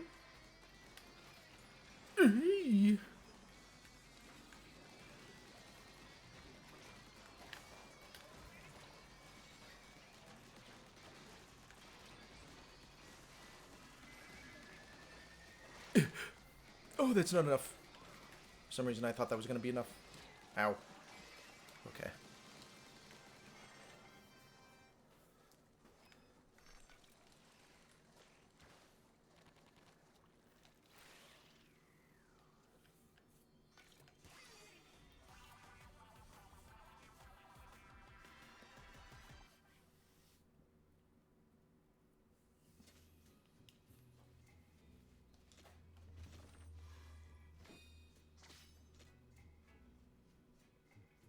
Does the game... Will the game exchange... If you have too much of a part, will it exchange those for anything? I don't know, because I don't know if I have, like, max of any of these, and thus should see it getting converted to Spiralite or whatever if it is full, or if it just doesn't.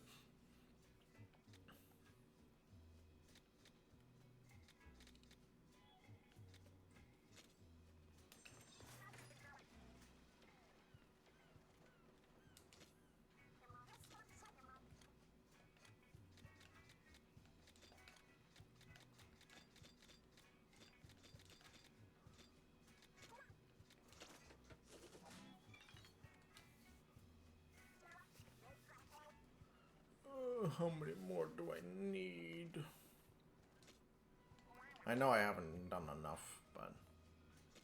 Because I wasted a bunch of time trying the other state. I should have just looked it up. 4 more. Okay, just 2 more runs of that. Just 2 more runs. I can do it. I don't need it. I don't need it. I definitely don't need it. Let's see, that's 347.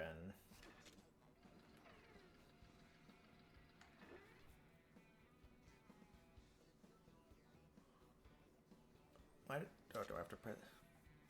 Even though this only gives 1, it is significantly faster.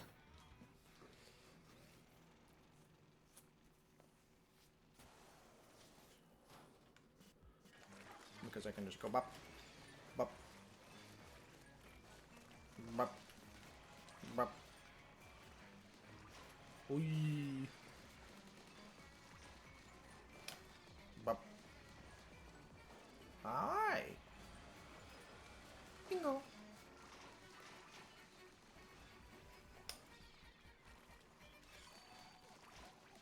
Huh? Thought I was saying a bunch of stuff was over there. Stop it with your orbs. I shan't ponder. Where's the big ring? Not that ring. The big guy's ring. Like big boy's rig. Big boy!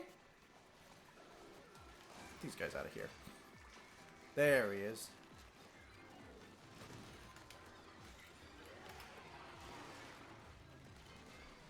Yay!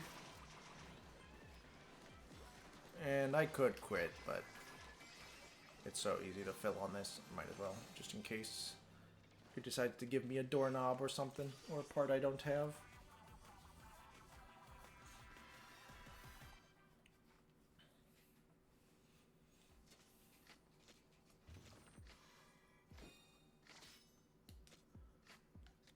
Okay, glad that that's not Primo.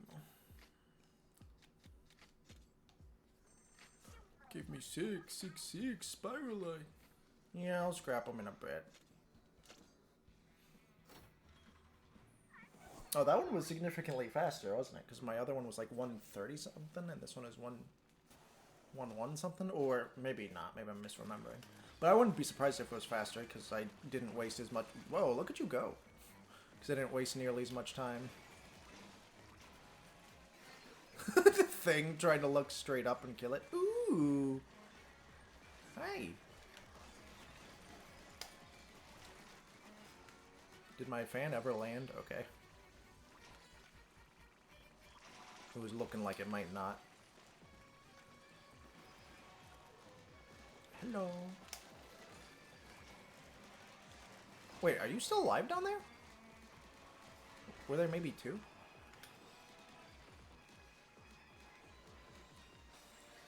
Hi. Wee. Oh, poor guy. There you go.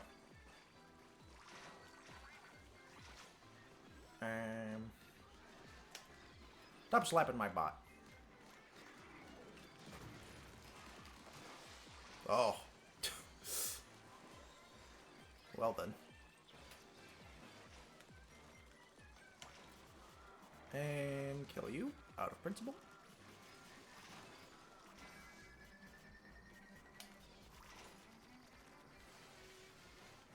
Huh? Land a treasure chest on my head.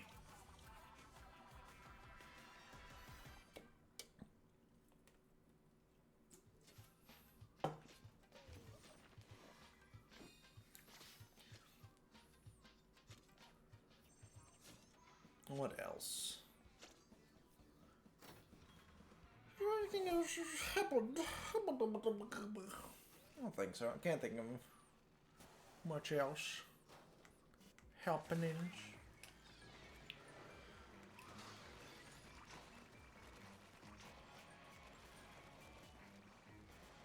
There's probably something that I'm just like not remembering and could have jogged my memory. It's been a while since I've done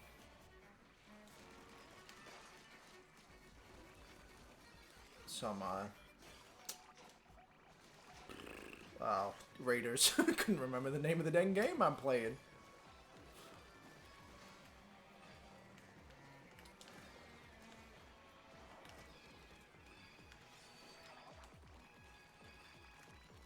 Is there another smoker still alive somewhere?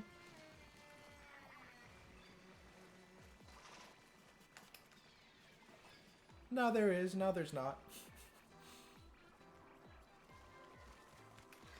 Hello? I see you.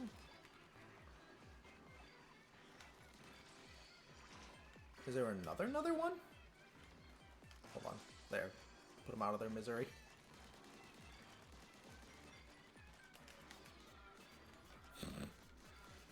So many cars just getting stuck. Hey, spawn the big boy.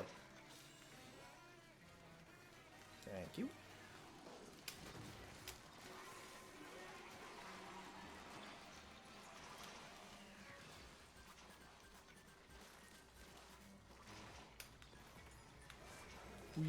Excuse me. Look at that. That's not enough. Oh, hello. Kill him before I go in, just to make sure that he can't despawn before I can kill him.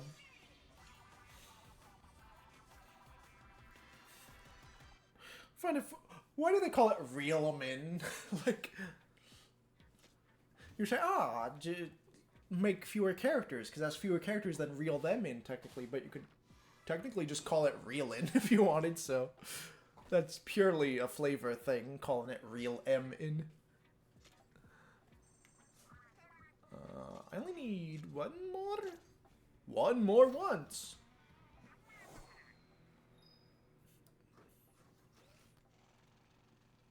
The heaven or hell. What's the Guilty Gear X and Core one? Heaven or hell? No.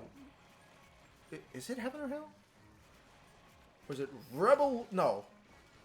Rebel 1 action is BlazBlue, right?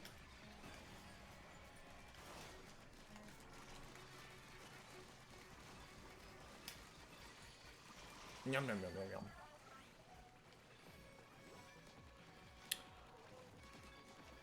Accent Core is Heaven or Hell? Let's rock. Which one is the Wheel of Fate is turning?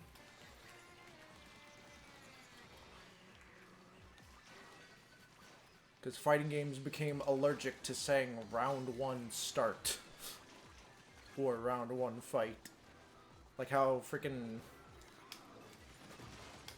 zombie media... Oh, why did that kill faster than my... Did I see the research update on the side? Did I see that correctly? Was that real?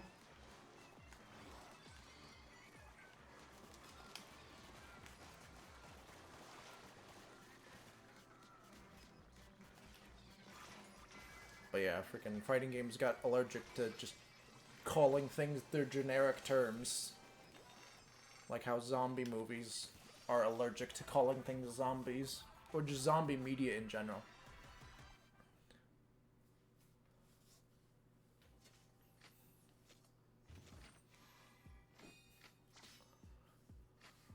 No, we can't just call them supers. We gotta name them something different. Yeah, I haven't seen any of these show a trade-in value yet, and I feel like I probably have 999 of at least one of them.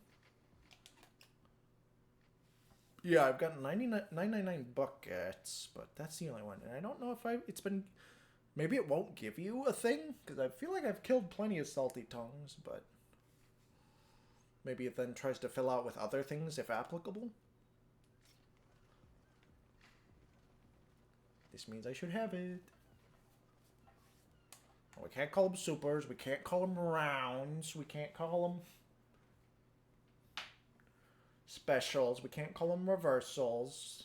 We have to call any meter we have something unique and different. We just can't call it like meter or gauge or anything.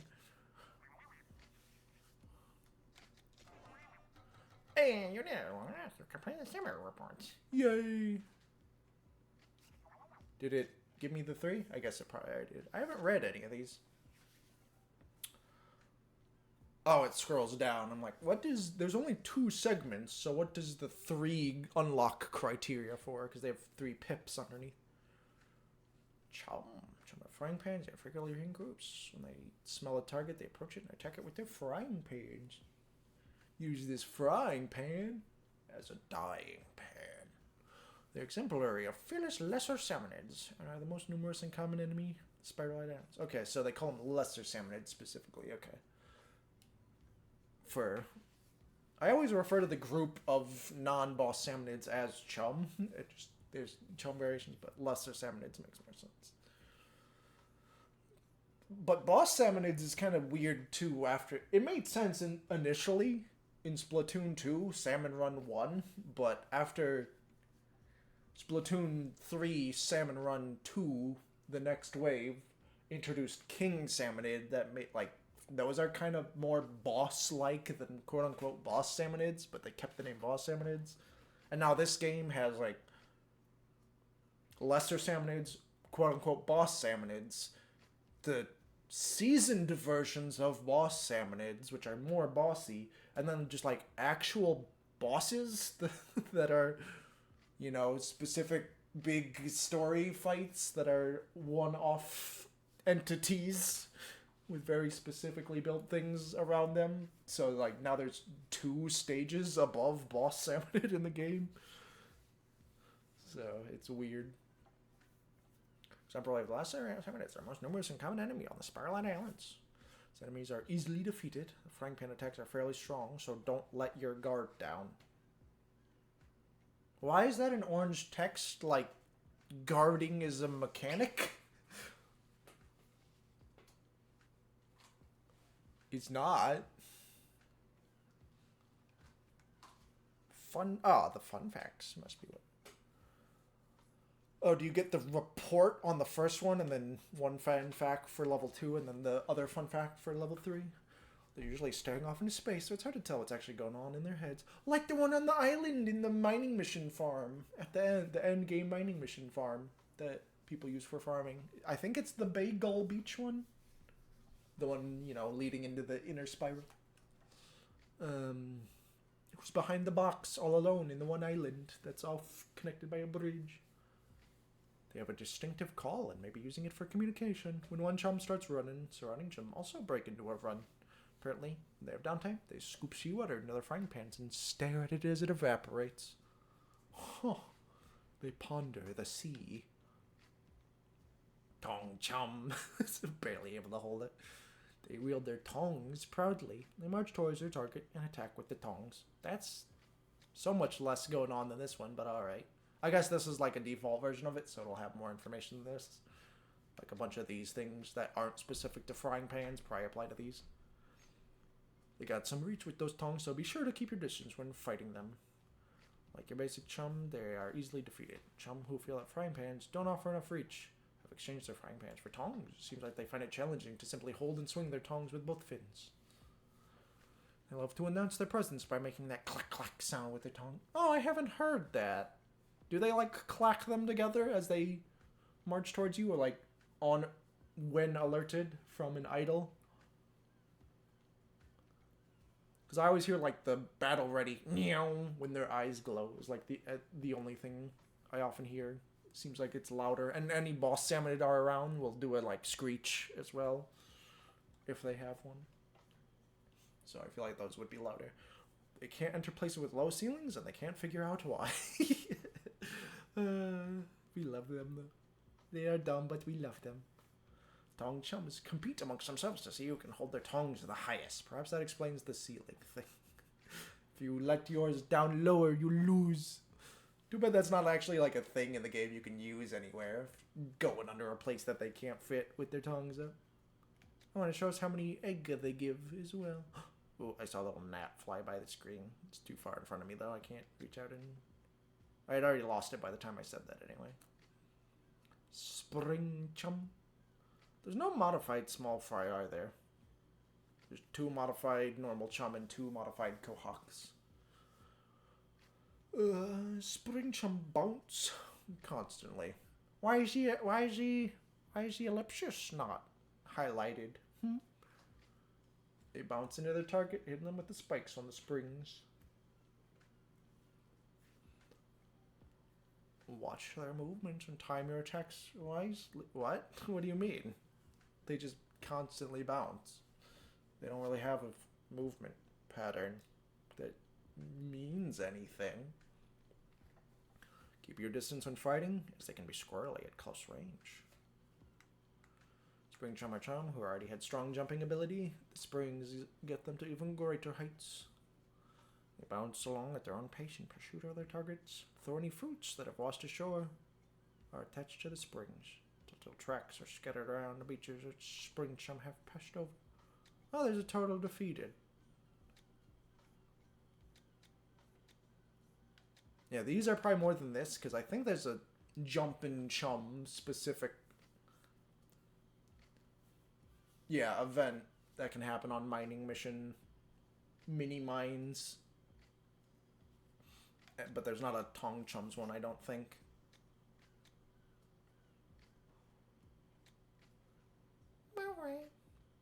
When they like a choice, they make up for its speed. They push their targets and goals attack with spoons. They don't have much health, so entire groups can sometimes be taken about, but attacks have large areas of effect. Until you get too low down into the grind, and then that stops being the case. Small fry that demonstrate good lung capacity or skill with machines might become boss shamanid. Small fry select their spoons with care by way of an initiation trial. Procuring a weapon they wield with great reverence. Apparently somewhere in the Spiral Isles there's a small fry that wields a golden spoon. They mentioned him. Never noticed they had like hair on their back, but I guess that makes sense because it's actually like fin stuff, so it makes more sense to be there, honestly. They have size and strength, but they move slowly. Put your targets boldly, repeatedly taking strong swings with your frying pans. A lot of health. You might take steady stream attacks, bring them down, be tenacious. Hit from frying pans, continue flying. Close proximity. Enemies can be dangerous.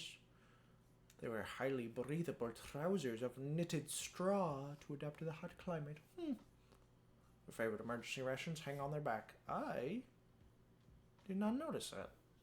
I can't tell what they have. It might have on its back in this picture. Nothing. None of that looks like food. Also use their frying pans to style their hair. Seem to like basking in the sea air to make their hair crispy. Tong Quahog. Launch tongs with ease. They clobber targets with those tongs. Keep your distance when fighting these enemies. Their tongs have long reach, like normal Quahogs. They have a lot of health, so a barrage of attacks might be required to take them down. Some Quahogs want more reach than frying pan offers, so they swap their frying pans for large tongs. Swinging such heavy tongs is quite the workout, so these enemies have gotten very strong. Fork-like side of the tongs is a great tool for making fine adjustments to hairstyles. And these enemies know it. That's why they have the same hairstyle as the previous one. Totally. No, he's on the hunt for weapons that are bigger, longer, and cooler than their tongs. And then why don't they have more variety in weapons? Why none of them got a cleaver, or what else might be a thing? Spatula, meat tenderizer, potato masher. Just any big handheld kitchen gadget that's like bigger than normal utensil size. These guys, I hate them. They wear thick eyeglasses and carry spiky bombs. Throw these time bombs at their targets. They often lend support to their friends, throw their bombs from behind schools and seminars. Defeat them quickly if you see them. These bombs hurt. Bombs are hard to break, so just keep your distance to avoid the blast. Wait, hard to break and not impossible? Can you? I thought you... I don't think you can break them. I think they are impossible to break, but... You know, natural physical strength lets them throw bombs far. Their homemade glasses give them good vision and precise aim. Instead of brainy by shamanid standards, they're the ones who figure out that putting lots of rubber bands around a piece of fruit will make the fruit burst. Oh, is that technically what's going on with their bombs? It didn't visually look like it, but maybe. Don't worry, it's cool. The environmentally friendly rubber bands decompose over time. I'm skeptical. Float, Spinux. Float in the air with a sprinkler attached to them. They frantically flap their pectoral fins to swim towards their target while spattering around. How do they live their lives, though? I guess they'd, like, take that off. Or maybe, can they turn it off? Is there a button? They're slow and easy to defeat. Deal with Spinux quickly or might be bogged down in their ink. When defeated, they spray ink around themselves. Spreading ink seems to be their purpose in life. Small fry who've had enough of life in a fish stick squad. Craven infants often comes Spinux. Oh. These are like normal chump size, though. Huh.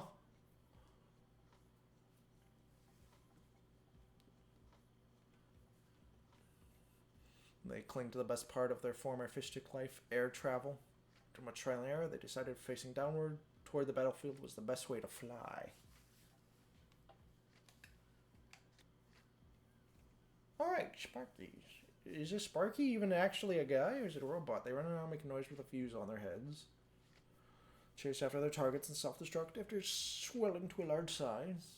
Feed them quickly before they self-destruct. When defeated, they explode, damaging nearby salmonids. If you can't defeat them quickly, at least stay out of range of their explosions. Salmonids make automatic trapping devices out of scraps and bombs. Oh, okay. I didn't think they were actually a guy. Yeah, the body is clearly a balloon. But then they have just like a cartoon bomb fuse on their head, but their body's a water bomb? Alright. Small wheels underneath them make them maneuverable. Explosions boost the battlefield morale of other salmonids. It seems in the past they've also been equipped with fireworks instead of bombs to light up the night sky. Ooh. But they're on the ground. Look at him. Look at your dog. Can I pet that dog? Sarah, 600 tongue is moved, like Finn Wiley, approaching each target and he stretches out his neck and bites. Should have health, so dodges bites and press the attack. The bite attack does a lot of damage, so watch out for it. It bites immediately after extending its neck, so pay attention to its movement. Dodge left or right. It's facing a target. Its breath seems to grow ragged in the excitement of battle. The neck joints can freely dislocate, allowing it to contract and stretch. Huh. I just assumed it was technically like hunched up at most times and would stretch, but I didn't realize dislocate. Dislocating neck joints is seems a bit dangerous. The hairdo with its high density and soft texture is the perfect material for the tips of brushes. Picks up colorful flotsam on the beach and wraps it around its body.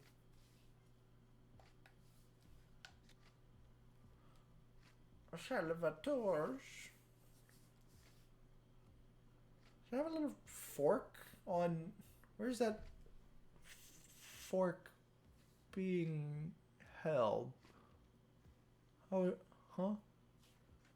I'm confused. Because, like, the wings are its hands, alright? Or does it have sub-little fins that it uses as hands, and that's what is in the fork? I don't know. And from there, insert flapping of large fins, also known for its drooling, launches back full of drool at target, creating a whirlwind. Difficult to hit because they're airborne. Caesar hits elevators by gaining a height advantage. Attack its bag and ride the attract to gain height. Plastic bag dispenser slung across its chest loads bags with drool. It has intellect properties.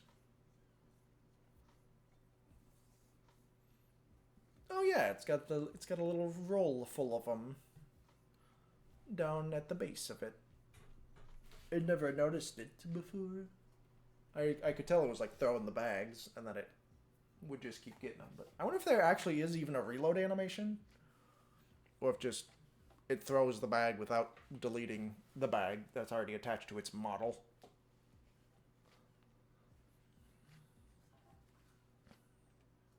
It swings toward the bag, and the air current splatters the drool inside. Its well-trained abdominal fins gain size and tone, allowing it to fly. Holds a knife and fork with its small pectoral fins. Yeah, okay, yeah, it does say those are abdominal fins and not pectoral fins. Yeah, it does. Okay, huh.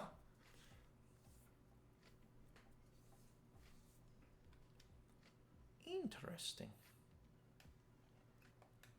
Because it's hungry, it's like it's wearing a bib and has your fork and knife ready to eat. Car. Skillfully maneuver vehicles that have excellent turning and shields on the front. Charge towards their target while protecting their bodies with the shields. People attacks will break its shield and then it will stop moving. Once it stops moving, get behind it and attack the pilot. If you have any attacks that go through the shields, you can defeat them without getting behind them. They could be coming for parts they can use on their vehicles. The glass window on their vehicle are valuable, so they use with care even if they break. Scrappers' vehicles are an object of envy to many salmonids. The V4 engines at the heart of the vehicles have been passed down through generations of scrappers. Okay. Stall salmonids stand 7 pots high. Spraying powerful at their targets that pierce through obstacles even from a distance. Defeat them by having them fall onto the bottom stove. When you're destroyed on the pots, a big burst from a weapon or a gadget can destroy all the pods at once. They'll always target you from a distance, so you should defeat them quickly when you spot them. They use the pods to heat up their ink. Ink splats out with steam pressure builds up. The bodies have protective gear to withstand the impact of ink spray. Or strong but breathable strainers for protection. So you sometimes get sunburned through the holes in the strainers. Small concern for top-notch stingers.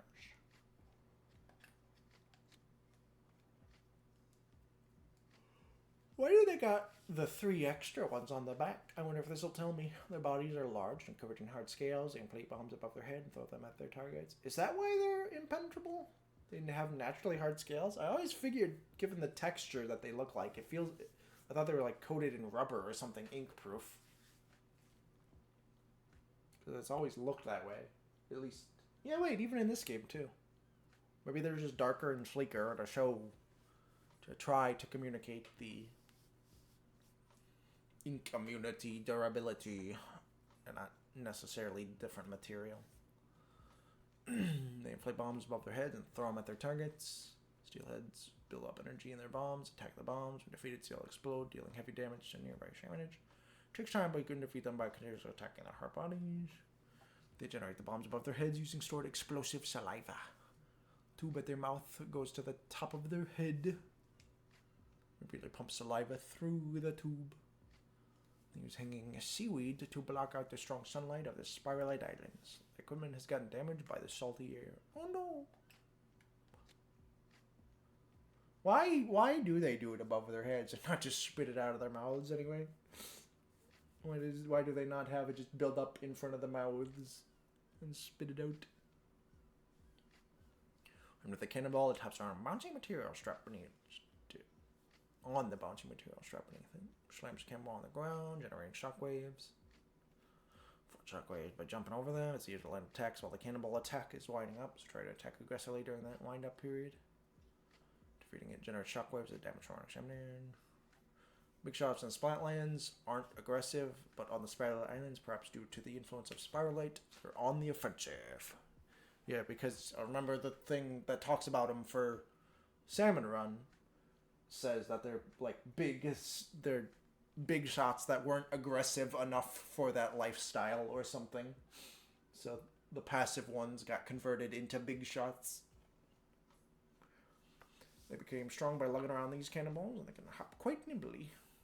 Big shots choose to fire their cannonballs from special launchers, but the launchers are all rusted and broken now.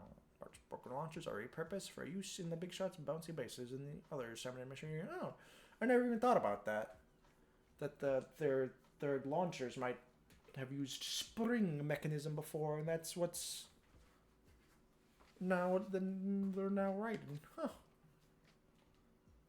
Battle units are made of small fry troops that fly around carrying giant stakes. The stakes pierce in the ground, and small fry spreading because they fly around above them. Oh yeah, I guess because of that. Hello, Pokemon Bobby. I guess because yeah, I never made that connection between Spinnick and Fish Stick ones, but they do have propellers and fly around and just spray ink, so I guess that makes sense.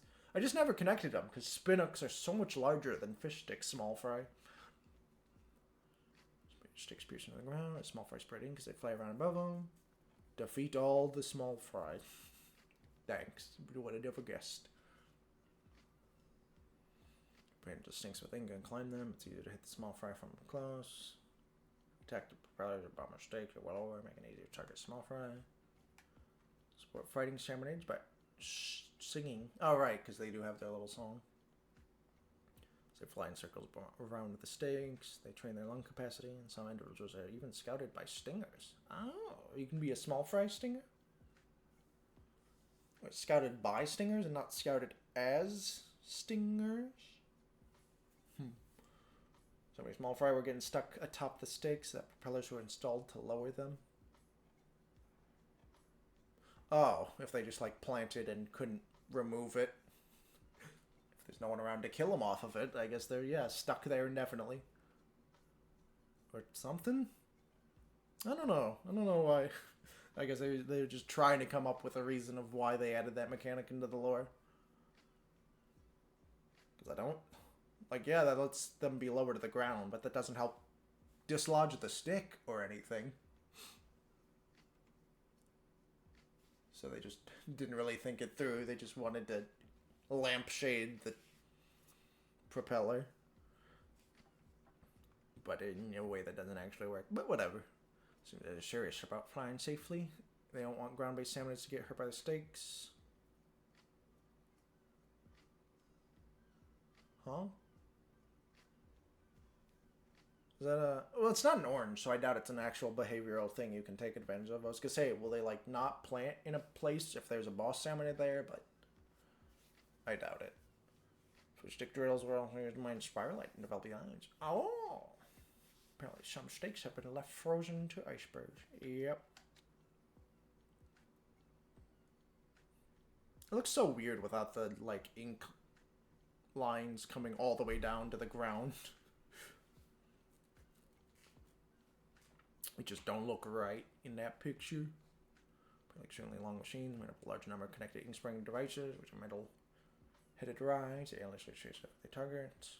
The heads of steel eel rides aren't damaged by attacks. You can't defeat them. Attacking the operators at the very back. Skillfully draw in steel eels and go around behind them to defeat. Operators are constantly exposed to ink mist, so they wear masks to cover their mouths. The nozzles of the ink spring devices are rusted, and ink flow will temporarily stop when they're hit just right. Okay, so they do lampshade about how now there's the ability to stun eels.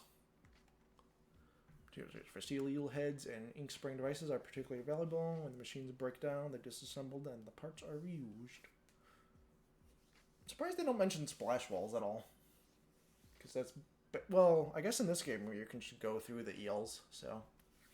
They're not really splash walls anymore. Still hammer-laid. It has a saucer-shaped craft with a force field deployed underneath it.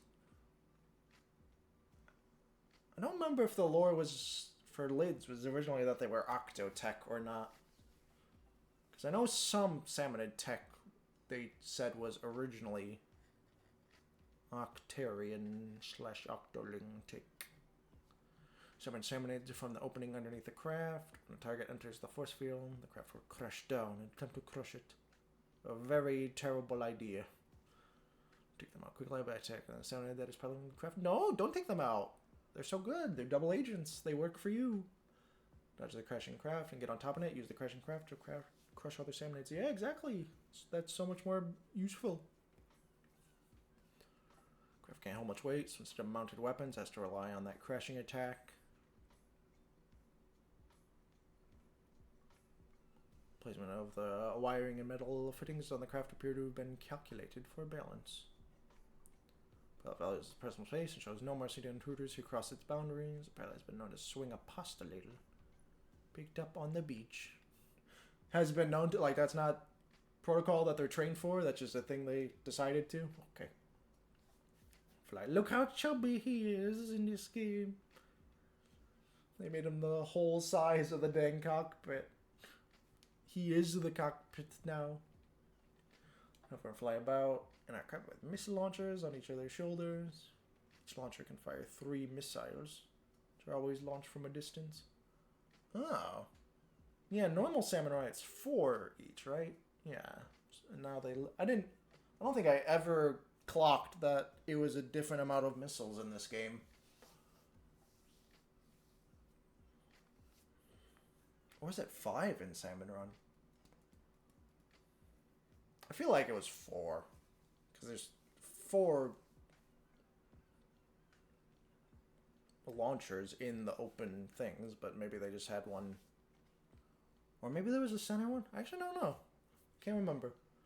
Get them by attacking the pilot in the cockpit. Well, they still even call it a cockpit, even though it's not enclosed anymore. It's just kind of a seat suspended on the stuff. Missile launchers are immune to attacks, so aim for the pilot from either the front or the back. Just program it to be the exact opposite of the way it used to be. Allows target view from a distance, better defeat them quickly if you spot them. Most talented small fry undergo special training and are appointed as fly fish pilots. You gotta give them a special diet too to gain that much mass.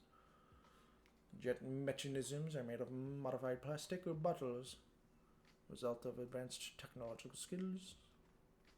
Apparently, they source the bottles they use for missiles themselves.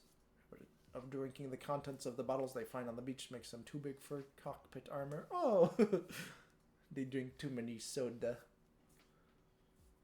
I didn't realize they would mesh those two aspects together.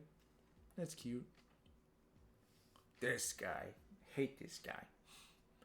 Just in the body and carries the dice on its back. They emit smoke. Pushes smoke overhead towards the target from a distance. Low health and are easily defeated. Smoke above a smoker makes other samurai tougher. Smoke hardens other samurai. Prioritize for feeding smokers when you find them. Okay. Because I would not be surprised if reading through these I find something out I don't know about these guys and just like, oh, that was a mechanic I never realized. But not yet. I have not seen that yet. I don't think. Maybe I did and I just already forgot. Ink is atomized at high pressure and drifts like smoke. You mean vaporized? Or aerosolized? Samurai hit by the smoke develop a smoky flavor. Nozzles for any smoke are attached to the water hose extending from its tank.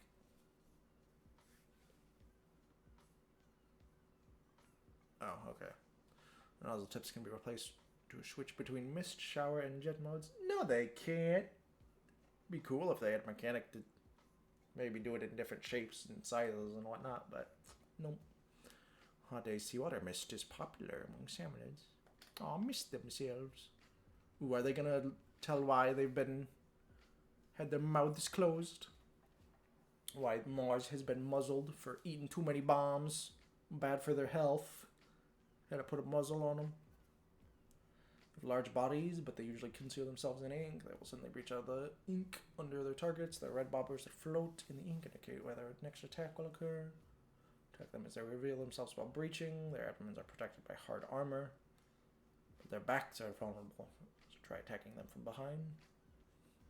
I wonder why they didn't just armor the back and have the underbelly soft, because I feel like that makes more sense. You know, soft underbelly is like a thing.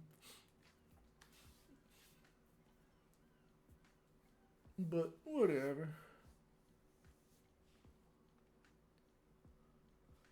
Note which way the bobber is facing before a breach. Use that information to predict which way the malls will be facing when it reveals itself. Oh, huh.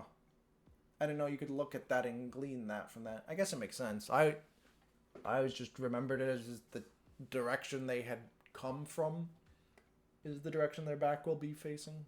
Because they can't, like, turn in place to try to mix it up or anything. They have attached beach boats to their abdomens. The ships are battered and decayed, probably from being touched. Shape of the keel seems well suited to movement through ink.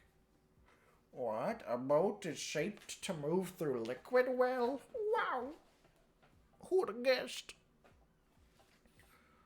Moors have restraints on their mouths to keep them from gulping down everything in their path. They are gluttons by nature, but they've grown more cautious after nearly eating bombs by accident. Yep, they do. They do mention it. Okay. They fly around clad in hard armor resembling umbrellas.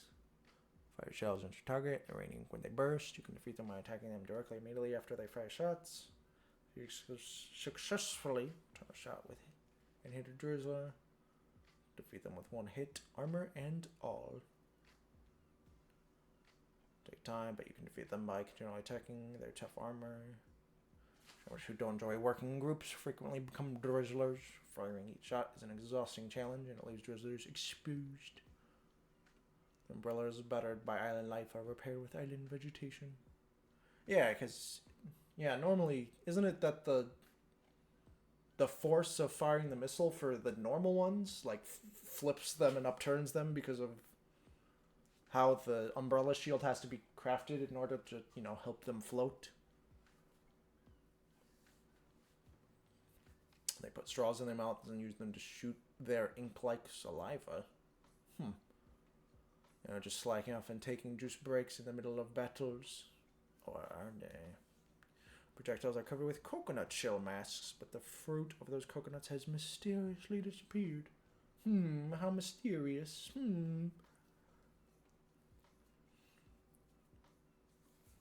Drizzler definitely hasn't been drinking the coconut water or milk. No. Flipper floppers. Are they still... I can't tell from the picture. And I haven't been paying too much attention. Are flipper floppers still sideways, or have they undone that? They leap high into the air, breaching from the depths of the ink. And they dive, and then dive quickly back in, whatever. They emit a ring of ink when breaching. And then they dive into it to make a splash. On the inside, its ring is repainted with ink. The flipper flopper crashes to the ground. A flipper flopper that is crashed will be unable to move for a short time, so attack it aggressively during that window. Can still be damaged while it's exposed before it dives. Oh. It doesn't even mention that breaks the armor off of it. Wild. Okay. Perhaps out of admiration for creatures that are said to have flourished in ancient times, they try to get closer to that form by wearing masks. Okay. Masks hastily sewn together from scraps of fabric are misshapen, but do show some attention to detail. So do they go sideways then? I feel like no, because... Wait, maybe yeah. Yeah, okay. Because I think the top fin and the fin in the background, although it's silhouetted and blacked out, it looks all crusty and stuff. So I think those two are the salted ones. So I think the fin that's facing us is actually the dorsal fin. So I think they are living their lives sideways so that they have proper dolphin tail orientation of horizontal instead of vertical.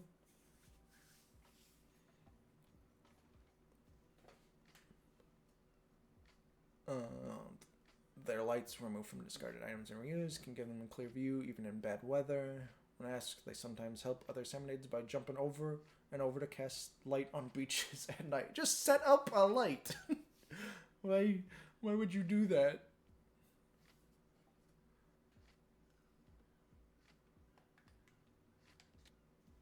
Oh, Goldie, these extremely rare salmonids. They do not attack, instead run away after strolling around for a while. Good thing there's no glowflies on the Spiralite Islands. They stroll around with a lot of health, so attack as you chase after them. No! Attack an enemy? No. Who would have ever guessed that without the battle tip? The battle tip that you might need to kill one to even get. You'll get lots of Spiralite shards when you defeat them. You'll want to prioritize defeating Goldies, so take care not to get surrounded by other salmonids. Said that one is born every 10,000 salmonids. Especially even among the salmonids, and it's rumored that seeing them will bring you good luck. Each and every accessory they wear is carefully selected. They don't follow trends, setting their own unique style instead, earning the admiration of other salmonids, except for the fact that all of their style is stolen from every other Goldie.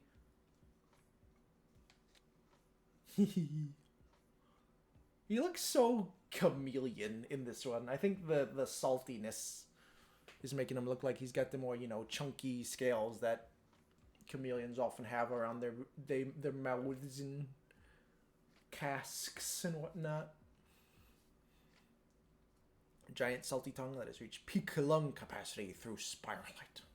After retracting its neck, it does not bite, but instead fires a sonic laser straight line using its loud voice. Very high health, so attack it patiently. Thick sonic laser. Calling a laser thick. I mean, I get it, it is, but it just seems funny. It's powerful and it can deal massive damage upon impact. Doesn't have much range of motion in its neck, so quick movement can help you dodge its attacks. But increasing its lung capacity also increases the vocal volume, which enable it to emit a sonic laser. Yeah, that's basically already stated. In the salmonid world, it's common knowledge that loud voices can be converted into lasers. That's just a thing every society has figured out in Splatoon, I guess.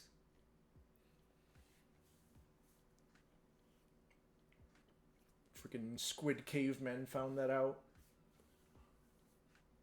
So killer whale was the obvious choice for a weapon to make. If too much spirulite accumulates on its abdomen, it has a hard time using its voice. It regularly scrapes its body on the ground to wear down the spirulite. Oh, like how some fish and stuff will scrape parasites and junk on rocks, on reefs, if there aren't cleaners around. Any cleaner fish and shrimp? Its vocal volume directly affects the power of its lasers. It never skips its morning vocal exercise. I wonder, because there's, in side order, some of the bosses, like, try to sing songs, but they're, you know, all corrupted and whatnot. They're garbled and warbled and timing's all off and some of the notes are off and stuff. But if you put them together, like, you can tell that they're trying to reference other Splatoon songs. I wonder if there's, like, a Splatoon song hidden in their beams if you know, change the timing or whatever just right. Minced Scrapper. A giant scrapper have reached peak defensive power through Spiralite. Which is funny, because, like, their whole thing is that they have a car. There's nothing about the Scrapper Salmonid that is really unique to them. They just have a car. So, couldn't you just give any guy a mincing scrapper car? I don't know. Equipped with a giant roller, spinning at high speed, it has become an impenetrable fortress of offense and defense. Shield is tougher than that of a normal scrapper, and it recovers from damage more quickly, continuously attacking their rollers or shields will disable them, stopping them in their tracks. They won't stop for long, so immediately circle on behind them and attack the pilot. You can defeat them without having to get behind them if you can attack in a way that pierces the shield. Rollers have gear-like teeth and can grind their targets. It's heavier than a normal scrapper, with lower maneuverability and worse fuel efficiency to match. While the vehicle is in motion, its muffler discharges a large amount of ink. That's just for it leaving the path, right? They turn so quickly, I don't... Do they have, like, a hitbox behind them as well? I don't know if these guys can target the bot. And so if they can't, that wouldn't really come up in single player. But might come up in multi. The round iron shield is a top grade product capable of withstanding flesh searing temperatures. Huh? Wait, what does temperatures have to... Okay. Sure. The rollers are hollow. Apparently, Salmonid uses them to make ice cream by spinning spiralite ice and its favorite fruits inside of them. Aw. Some salted fruit ice cream. Like an ice cream churner ball. That's fun. That's a fun little detail. Why can't any of the Salmonids apply ferment or scorch or freeze to you, huh? That'd be something you could maybe interestingness. Though freeze would be stupid, because freeze is just not like the other statuses. It's a burst thing instead of a over time thing. Freeze should just be replaced with, like, or just make it so it, like, slows the target or something instead of stopping them in place. And then make the level 2 thing that stop them in place for a prolonged period of time. And then you could even pair current freeze and icebreaker and just make that the level 2 one, but the level 1 aspect should probably just be slowing them and not the burst freeze, because that makes it behave very differently from the other two.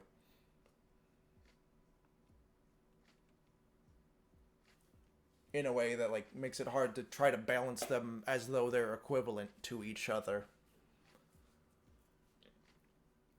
Which is part of why, like, the freeze is a big part of the matter. But also, like, it's mostly because of Icebreaker. But also it helps just shut down portions of the field so they're no longer active anymore. That's why it's so centralizing. And then the Icebreaker multiplier is just way too big.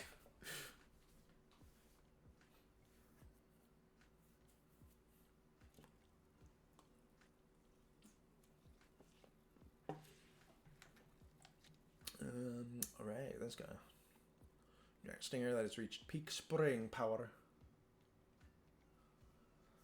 Through spiral. Towers as if to pierce the heavens. Oh, but it doesn't have a drill. With many pots stacked on top of each other. You know, should have made like a Tower of Babel reference or something. It towers as if to defy God or something. With many pots stacked on top of each other. Sprays ink from 3 places. Its main body and 2 pots. There aren't other guys in the other ones that spray. I figured there were just other guys in there. Knock away all the pots, drop the pilot down the flames. Powerful ink sprays deal massive damage. It's easier to fight when you destroy the pots that spray ink. For my desire to become as delicious as possible, it stacked the pots higher than any other salmonid pots. Oh, it does kind of have a little bit of a hubris backstory. That's fun. On cold days, small fry can be seen warming themselves around big stack stingers. Aww, that's cute. Yeah, give I know. Why isn't there a tongue version of small fry that has like little marshmallow tongs? The marshmallow forks. That'd be fun. Because they don't get a tongue equivalent. Salmon is atop the stack. Can't get down. Is stuck up there forever. Oh. They don't have... There's no way... They haven't invented a technique for scrambling up and down them, or haven't... Can they not just jump out and then you could like reset them for a wartime deployment or something? Okay. That height, it has an excellent view of the starry sky at night. The stars at night are big and bright. Here in the heart of Texas. Giant steelhead that has reached peak explosive power through spirite and flights through plastic bags, creating bombs bigger than those of normal steelheads. Bombs bounce forward and explode 3 times. Take the bomb, charge its energy. The bomb inflates as it moves its head, so watchers move but aim accordingly. Inflating bombs, it first lowers its head and then raises it. I like how one bullet point is just, hey, check out what it does with its head, and then the next bullet point immediately after is, here's exactly what it does with its head. Okay, sure. Spiralite has stimulated its salivary glands, causing saliva to accumulate to the point where it could generate some giant bombs. The bomb of its head is grown enormous, making lifting its head quite the struggle. The increase in its body size, its original equipment could not withstand the strain and popped off. Its original build was covered with spiralite and now distorted into an irregular shape. Apparently shares insider tips about the best plastic bags with Salivator. Salivator, singular, as though it's one guy. I guess it might be a case where the plural is the same as the singular. With fish, basically.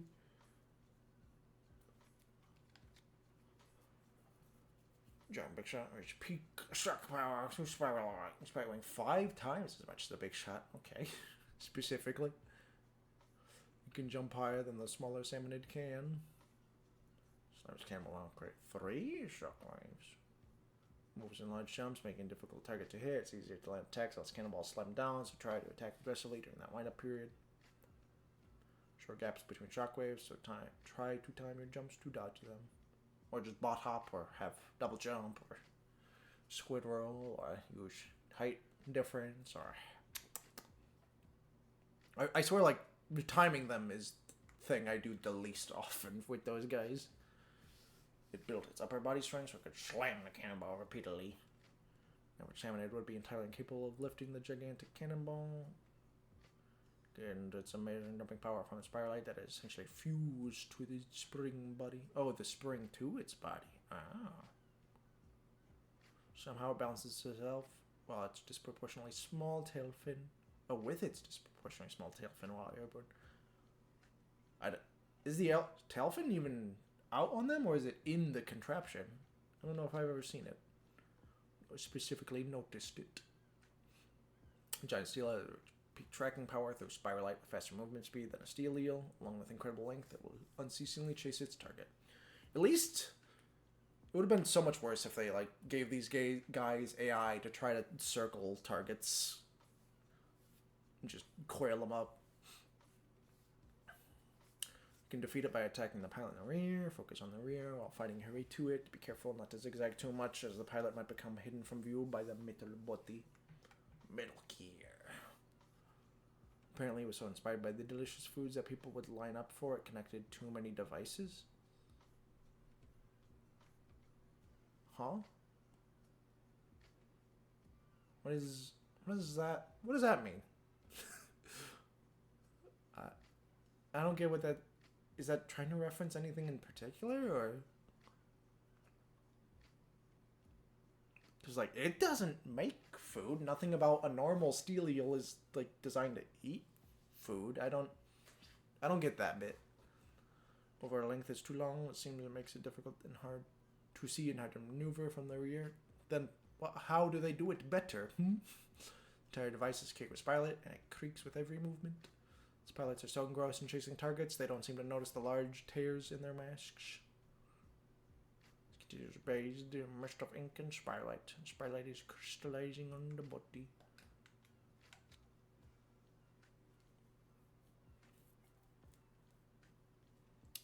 The way the missile launcher wings on this are shaped almost look like giant fists with the protrusions near the top that point inwards, almost looking like, you know, the curl of the fingers. Almost looking like two big robot fists, some big DJ Octavio mech fists. Giant fly fish that reach peak blasting power through spiders. So I started blasting. A wide area tornado forms at the impact side of its missiles. Call it an ink strike. That's what it is. Like, why are you not referencing the thing you're quite clearly pulling from for this? What does calling it a tornado do for anybody? It's not like there's a wind effect it creates. That's so weird. The tornado not only creates a powerful blast, but also covers the nearby area with ink. Check the pilot in the cockpit to defeat it. No. The tornado is not only powerful, but its ink coverage also restricts movement. Take it down as quickly as possible before you run out of escape routes and are unable to move. Watch Smurf sprinkle a spiralite on itself to develop its hard, sturdy body. Oh, they did it themselves and not just by happenstance. It connected 3 plastic bottles to craft a jet mechanism that could support its sturdy frame. Definitely not chunky and full of salt. Seems to take pleasure in stirring up the battlefield with the blast of its tornadoes. Well, if you love what you do, never work a day in your life. 2 missiles are stored on each shoulder. The missiles generate the tornadoes. Oh yeah, I guess it does only shoot 4 then. Yeah, the picture shows. You can see the like warheads of each poking out there. Huh.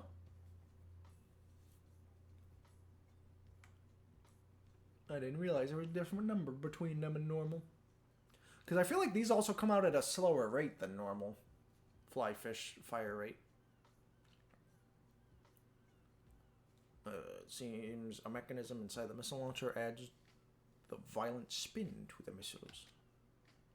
Big Mosh. Giant Mosh has reached peak ink breaching power through spiralite. It breaches up to the ink in such a wide area that's difficult to avoid.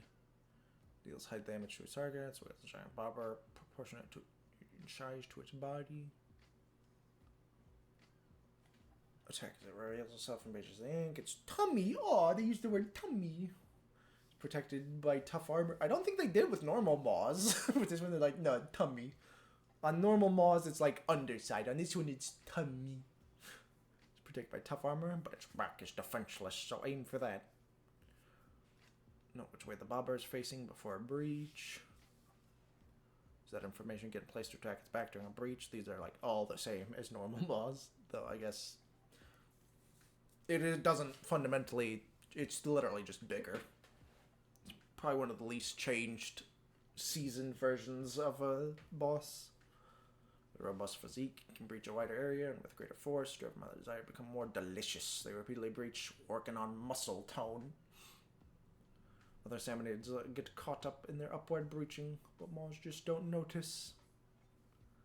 They have large beached pirate ships strapped to their bodies. The sturdy ships, which have presumably weathered rough seas, protect their tummies. Their mouths are fitted with restraints, but filled with spiralite. I never noticed there were specifically pirate ships, but yeah, the like rope lashings that bind it over the top. Are those human age pirate ships, or did Inklings have a pirate era? I'm trying to think back through just normal Splatoon lore to remember if there was any pirate era, the Great Pirate Era. Gaio, Gaio. Oh. I can't think of one specifically, but I wouldn't be surprised because like they got, there's the Inkling hieroglyphs and everything, and they just like jokingly mirrored human development as a bit of a tongue-in-cheek joke about them and everything. So,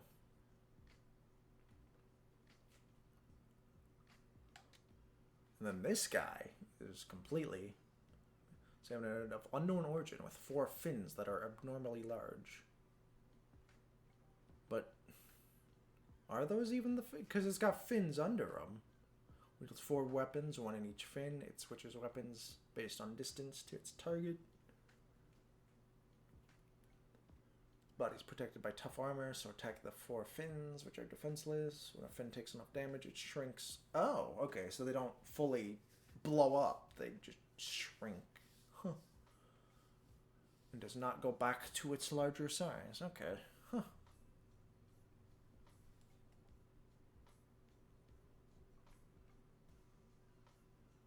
Salmonid mutated after being continuously exposed to spiralite. Its strong desire to become more delicious than any other salmonid stalks its competitor Spira. Skillfully wields its weapons because it once mistook tongs for a bomb and threw them.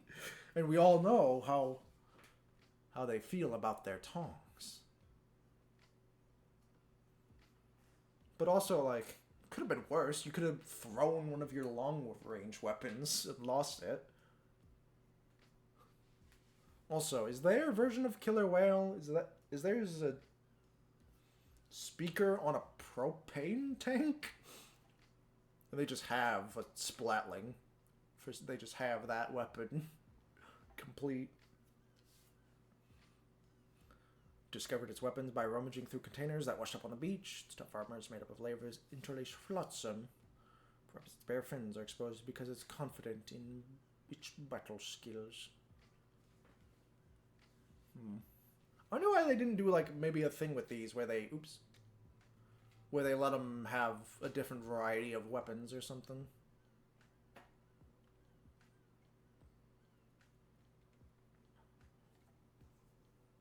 But I guess because like a bunch of different weapon types would already be in engine considering Splatoon and everything. So I don't know. Maybe I wonder if it's like a reference to anchor arms that like you pop the arms and they go shrimpy. Yeah, possibly a reference instead of them just blowing off or being artificial like machine arms in the first place, like how a bunch of Salmonid tech is a bunch of boss Salmonid are using technology to get their stuff. Is it like a purposeful anchor arms reference or something, or? Because this guy seems so weird to me in so many ways. Wow. Flapitizer flies freely through the skies. Flappy is well torn massive fins. Not only does it create tornadoes with the fins, but also glides through the sky while scattering bombs. Its body's large, but it's difficult to land an attack on it because it's almost always airborne. Use high ground, updrafts, etc. to gain an advantage in battle. You get with a drill attack will cause it to fall to the ground, creating an opportunity for a fierce offensive. Is that going to be a bullet point for all the bosses? Because that's just like a boss mechanic. Not for this guy. And it tells you in during the boss fight. A particularly brawny creature, even among salivators, it became flappetizer via excessive consumption of spiralite. Nest stranded sailboats.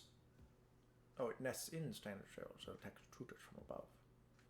Because, yeah, I realize, like, this guy seems like basically a seasoned salivator, and the train, you could maybe say, is a seasoned smoker, because, you know, the very long snake-like body.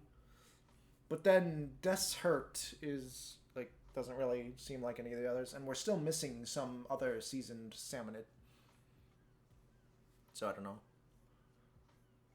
Maybe they're gonna say Death's Hurt is like an extra seasoned small fry or something? I don't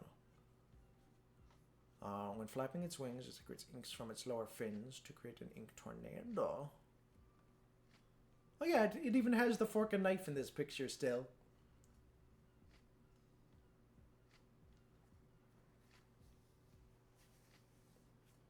Seals weapons from salivators and bomb cohawks, and then scatters the stockpile weapons over its targets with an air of entitlement. Its long, train-like body moves at very high speed, leaps out a scorching hot furnace, its body ablaze, and charges forward with a great momentum. Both minecarts and salmonids can disembark via the mechanisms on its side. So are they just like in it, or do salmonid have portal technology? Because they also got like the lids that can drop guys, and you know the lids around the place that they spawn out of and everything. I don't know. Maybe they were way more advanced than we had thought. What if they were more advanced than Inkling or Octoling Society had ever gotten, but then fell away? I don't know. This game hasn't really given us much in terms of salmonid lore other than like the actual final boss leaning back into it. The Sam Monarch. Most quickly, so try to predict its route to attack it. You don't have to predict. It leaves the thing on the ground. You can launch two types of minecarts, those that explode right after stopping and those that don't. Try hitting exploded minecart towards the ping course to stun it. Yeah, that's it in battle. Stops moving when you hit it with a durable attack. That's your opening to unleash a flurry of attacks. No way. Moves very fast by holding an engine attached to wheels in its mouth. Yeah, I remember seeing that one clipped through its head. Hadn't realized it just has a giant engine in its mouth. Develop heat resistance due to excessive consumption of spiralite, acquiring a body that won't burn away even when scorched by flames.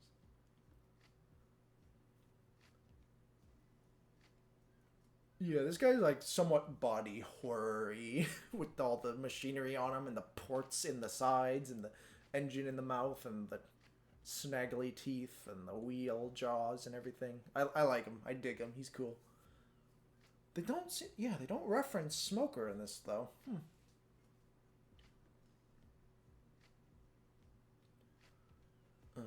He uses acquiring a body that won't burn away when it's scorched by flames. Yeah. Pushes its speed to the absolute limit to deliver itself as fresh and delicious as possible. Carries many salmonids in its body and drops them off at its target's location, but the salmonids on board never know their exact destination. Surprise! We're in a fight for our lives. Hee. Death's Hurt. Makes itself look big and swollen by covering its small body with thick ice armor. Hello, Zam Trios. So we got what? We got Kushala Diora. We got... Who would you be? You don't really fight like Najarala or Balahara. You got a bunch of your stuff is related to heat, which Dalamador has.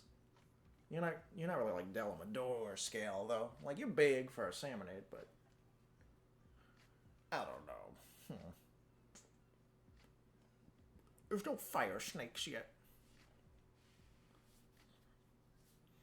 Yeah, what do you have for behaviors? You let little things out. You have the minecarts, and you do dash attacks. You do have a coil mode, I guess. I guess you're kind of Dalamaduri. Or not Dalamaduri, but Najarala-y. But the minecarts, I guess, you could say, are like the scales or something that Najarala shoots. I don't know, has a stretch. But then this guy is Zentrios. Powerful strike from a giant ice hammer can deal massive damage to its targets on impact, stores cold air in its body, and fires a beam of cold ink powerful enough to freeze salmon. It's so weird to me that the ink is just normal ink color and has no tinge to it or anything, but freezes stuff. It freezes his allies, but can't freeze you. You know, it's neat to kind of have, because, yeah, this guy's associated with cold, and the Pain Course is associated with heat, but this guy's a big man fight, and not a shiver fight, and Pain Course is a fry fight, but fry does not have Scorch in this game. And then the first guy is a Salivator, and like doesn't have ferment and is against Fry, who's freeze themed. So it's they've jumbled it all up because like Salivator doesn't, the Flapatizer doesn't have anything even like ferment going on with them.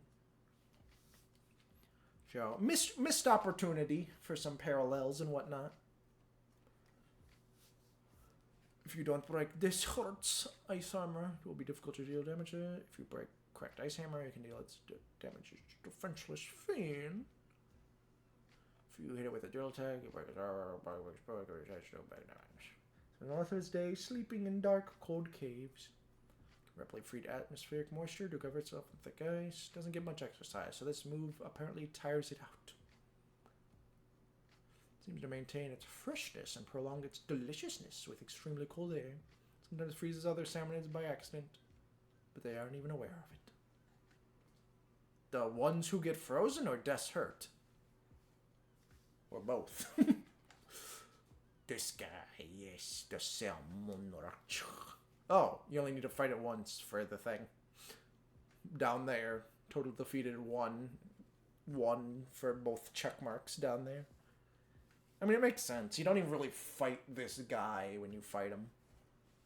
It's mostly just like a game-y sequence, mostly platforming and fighting other things entirely. You never really directly engage with this guy, even after drilling and stuff.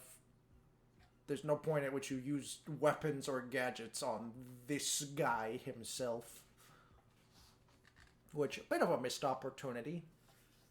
I feel like you could have had, like, some of the floating platforms up there, and, like, some of the heads. Each head has, like, different things it can do when you fight one head at a time. And then come in and do stuff. I feel like you could have done more with this guy. But maybe we'll get a, we'll get a free update. Maybe we'll get some free LC. Maybe we'll get alternate versions of things. We'll find out this guy didn't actually die or whatever. Or they revive him and he's got stuff. And maybe you can do that with him. Oh. But yeah, it's weird that the Flapatizer got noted as a form of Salivator. But the other two didn't get mentioned to anything. Pure white salmonid has 3 heads and was born from a huge golden power egg. I assume it's pure white because it's like all dried and pure white. So I imagine the whole thing is just already like covered entirely in salt, right? It has absorbed spiralight has absorbed spiralight for hundreds of years, gaining immense power. Which spiralight just literally translates to, swirly salt. For hundreds of years, huh? Yeah, I don't remember enough about the sunken scroll that has the, 7 lights of a big salmon run. I don't remember all the specific text about it. Of if it had any dates listed of relative to, but yeah. This guy been observed for hundreds of years. Gaining immense power, growing rapidly, it leads salmonids in pursuit of the heavens. Huh. Because a bunch of the relics do reference space and salmonid culture doing things with space and wanting space. Would this get them to space? Because also, at the end of, Splatoon 3, Mr. Grizz, the guy who led us doing salmon run work shifts, there was the ruins of Arc Polaris with the bear signage in, you know, as the last stage in Splatoon 2 for Salmon Run. And then at the end of story mode in Splatoon 3, we send Mr. Grizz to space. Is there going to be free LC that goes into space with this? Yeah, Mr. Grizz takes the rocket and everything and is also going to space. And apparently a normal part of shamanid culture is to pursue the heavens from, you know, the last time the 7 lights piercing the heavens happened and everything. So, Are we gonna see any actualization of any of this, or?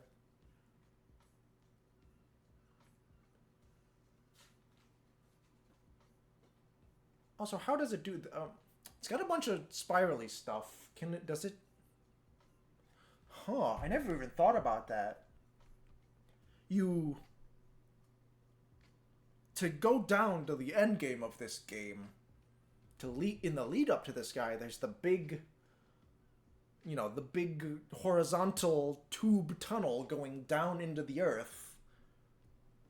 Is that like a missile silo for a rocket, possibly, mayhaps?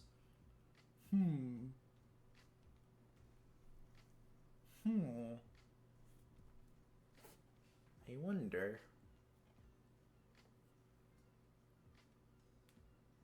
Anyway. It inflicts damage from a distance that weapons and gadgets can't reach.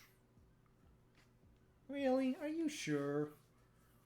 Would an E-Leader be unable to actually touch this guy? Because I assume he's just fully invincible, but is he far enough away at all times in the fight that an E-Leader cannot touch him? I wonder.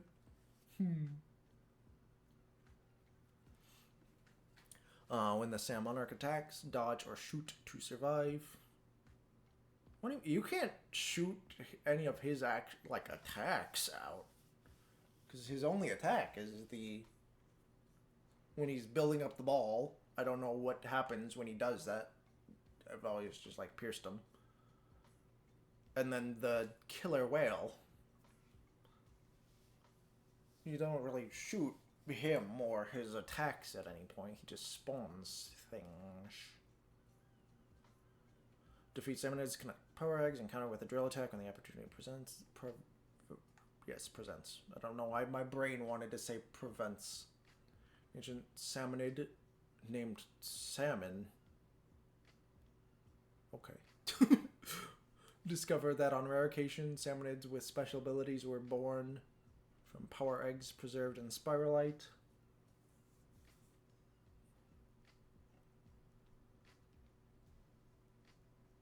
I'm trying to think if that name is a reference to a thing as a joke, because I get it. It's just the word salmon, but my brain was like, is this tied to Samson in some way? And that's a way to make it sound close, but it doesn't sound Samson-y, but I don't know if they're Solomon. Who was Solomon? Because I know there's the lesser key of Solomon, and that was for the Ars Goetia, right? That was for daemonology. So Solomon was he was some sort of wizard or warlock or magician of some sort, right? Was he the one who was a king who was granted magic or something? I don't know. But Solomon gets divine, uncovers the nature of some magics and divinities and demons and, superhuman forces and whatnot, the occult. So maybe maybe Solomon, maybe is the reference there. I don't know why you wouldn't do Salomon or something, but I don't know. Maybe, I don't know. It might be one I'm missing, or I'm just way diving too deep into this. Whatever. Discover that on rare occasion, Salmonids with special abilities were born from power eggs preserved in spiralite. Yeah. Ancient, yeah, okay. Of the Salmonids raised with care, and exposed to vast amounts of spiralite. Any born with special powers were dubbed the Sam Monarch. Oh. But what about... Yeah, I guess none of the bosses, none of the season bosses had like their eggs preserved in spiralite. They, after getting born, get exposed to it. So Sam Monarch is just a title, and this just happens to be the Sam Monarch that happens at this point. Though wait, doesn't it say like... It has 3 hands. It has... Okay, this one has absorbed spiralite for hundreds of years. But I guess that doesn't mean there couldn't have been other Sam Monarchs that had absorbed spiralite for like less time and had been doing it after this guy started, but, you know, were born / hatched before this guy. Nothing says there can only be one or anything, so...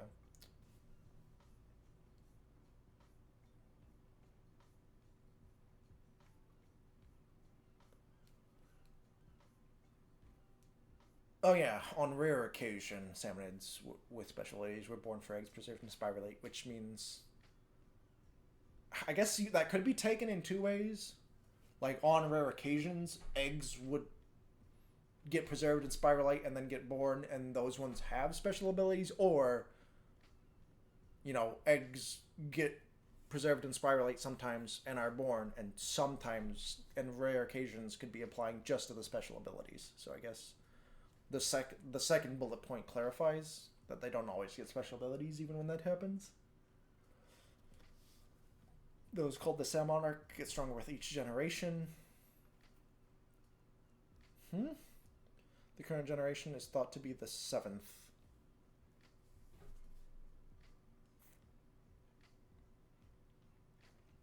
Each generation that passes under after they've hatched, or while their egg is preserved in spiralite, or... A bunch of the non-specific wording of this is kind of confusing. It's said to be the 7th. There's the 7 holes in the sky that happen with it, but didn't that also happen long ago and that led a salmon? Or was that like... Was that when the egg first happened and wasn't hatching or anything, and that also had a 7 on it to signify... But that was the start. But, like, there's nothing... It implies there's nothing special about the egg originally. You just preserve an egg in spiralite, and this one was preserved for long enough and got lucky enough. Huh. I feel... This is still unclear. The immense energy released by the power eggs of a Sam Monarch creates distortions and magnetic fields. Oh, okay, that's explaining how Spiral Island, you know, we get sucked in and everything.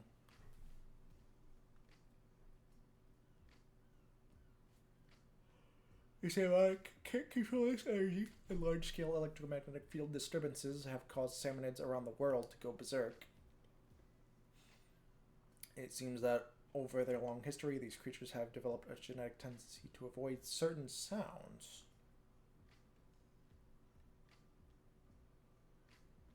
What is this in reference to?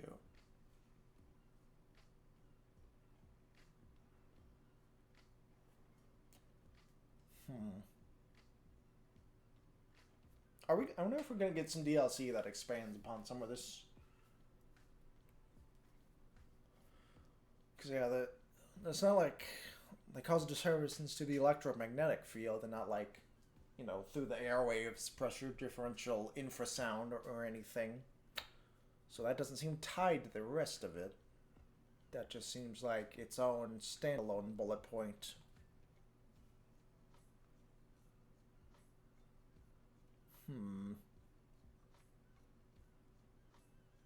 I wonder if the Saltomatum was a previous Sam Monarch, technically. Because Sam Monarch is a title, and not specifically this creature we see. I guess this one never got a name that we could ever know of.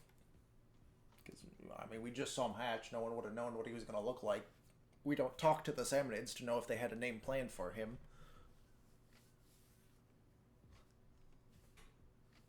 These creatures have developed a genetic to avoid certain sounds. trying to think of like if there's sounds specifically as a very important part of, you know, Splatoon lore, especially before the series starts. Because it would have to be like things of the past.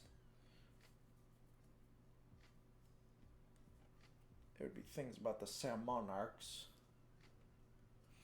Because would it even be Calamari Incantation or anything? Would it be that Heavenly Melody? Because I know that song is like an old traditional song, but like old enough that previous Sam Monarchs from previous generations would have maybe, but I don't know. I don't know what this is referencing. There might be a part of Splatoon lore that I'm forgetting, or this might just be a new thing. Here we go, Saltomatum. This might clarify some things, maybe. Floats around nonchalantly, as if it flaunts the golden relic. As if to flaunt the golden relic. All upside down, like Narwa. Yeah, and it has Sapphire of the Emperor, and Narwa has a thing very similar to Sapphire of the Emperor. What are its other attacks? The beam, a big mouth beam, which I guess Ibushi kind of has one. Does Narwa have a big mouth beam? I can't think of one. I don't remember any big beams from the mouth on Narwa. There's like blasts and stuff, but I don't remember any beams. And then it has the tornadoes. And then, what's its third attack? Because it has 3 before it unlocks the Sapphire. What is the other one? Beam, tornadoes. Oh, and the drills. The fanning drills that shoot out in a bunch of directions. I don't know, it's just kind of a mix of all 3 of the storms. It's like Narwa and Ibushi and a little bit of Samamatsu stuff. The weapons piercing its body are proof of its ability to repel relic-seeking attackers. I didn't realize there were a bunch of... Oh, the, like, forks? Because in the picture, there's some forks dug into it, but we don't use those. I guess maybe people that came in the past did before we had technology, because this guy seems to be kind of zombie-y. And he's buried so low. He's buried under where Sam Monarch is, right? So that implies it would be more ancient, or... And unleashes a variety of attacks similar to those of the other samurais that inhabit the Spirelight Islands. Yeah, because it has the Salty Tongue Beam and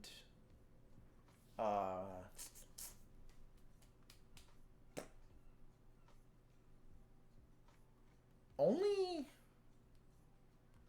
Flapatizer has a tornado that's like actually a tornado like that, because it's not using the Ink Strike model or animation, and it's not like an upscaled salivator bag or anything. And then what are the drills from, though?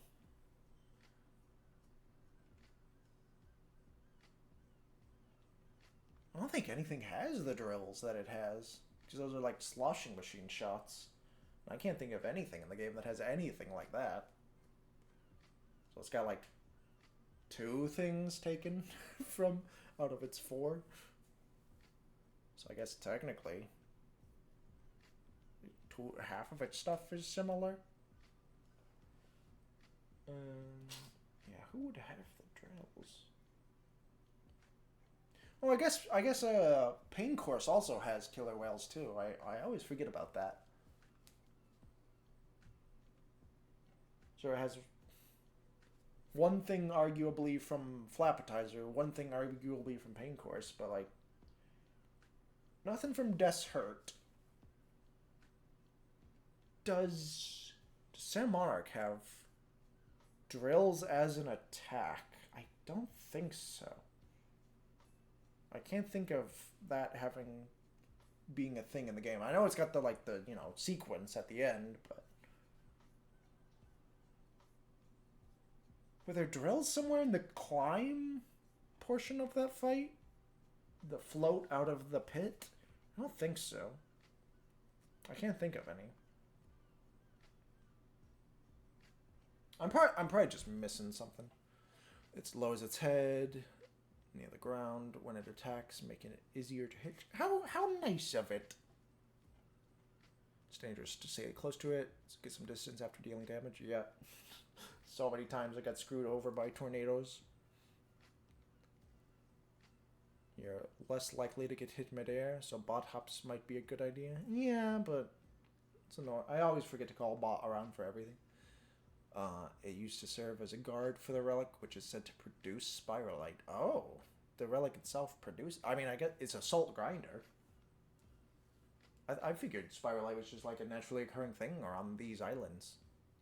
I wonder if spiralite has anything to do with what was it? Did it have a name? The pieces of Alterna that like fell into the sea, the parts of the dome that had like the technology imbued into them, it's like liquid crystal blah blah blah nonsense that fell into the sea and like dissolved into the salt water in Alterna that eventually gave rise to inklings and octolings and like the sea life that were trapped in the dome in Alterna into the sapient species and races we see in Splatoon. Was there is that like a similar thing? Is it not actually mystical in any way and is tied to a different human civilization set up to, you know, survive the end of the world? And that's where salmonids came from?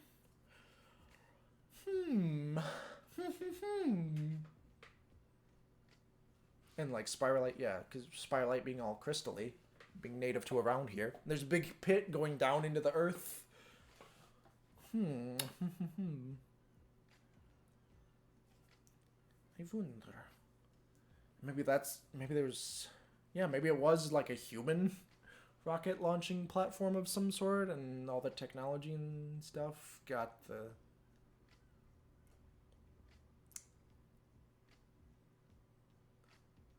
salmonids obsessed with space. It said that it fell victim to the temptation to try just a taste of spiralite, became obsessed with the taste, and decided to keep the relic for itself.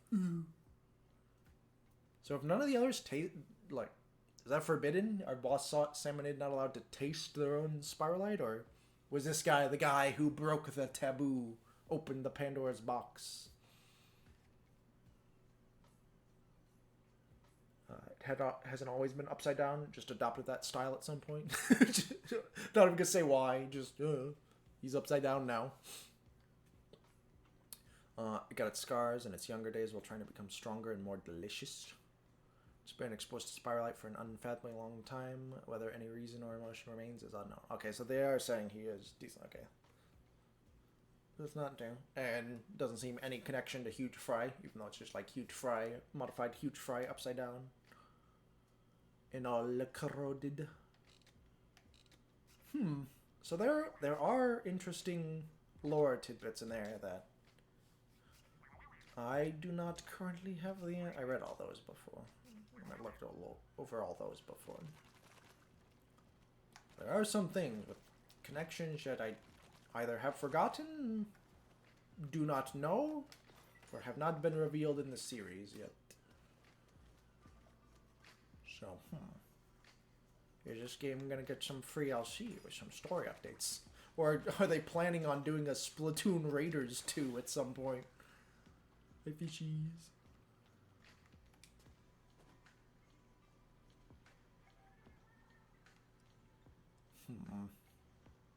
I wonder.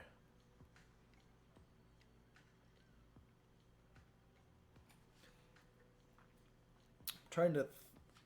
I probably shouldn't do it on stream. I was gonna say I'm trying to think if there's anything about any of the level designs that might hint whether or not this was also in Alterna style bunker at some point or something. But I don't know. Look at him wiggle his little tail. Propel his chunky body. He's so cute. Big chubby cartoon shark. I haven't changed my style in a while. Yeah, the brick build and the firefighter build are my two favorites. I just wish you could mix and match, man. I do have a Splatoon amiibo somewhere, so I could get this one, but it's kind of meh, honestly.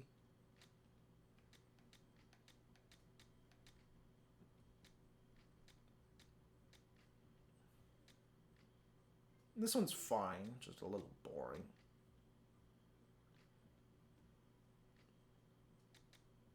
None of those shirts are baggy enough for my liking.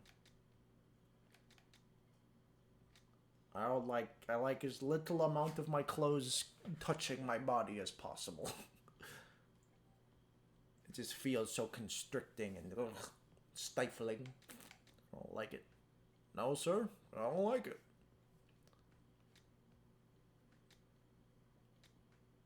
Where's the Crocs? Why are they all between the toes style sandals? Why can't we get more sandally sandals? I'll swap to that then. I think I'm gonna call it there. I could try to grind for the two missing primo weapon types, but like I can't guarantee I'm making progress towards that end, so that'll just like happen off stream at some point, and yeah, hopefully we'll have some free LC. I can come back, have a more purposeful reason to come back to the game.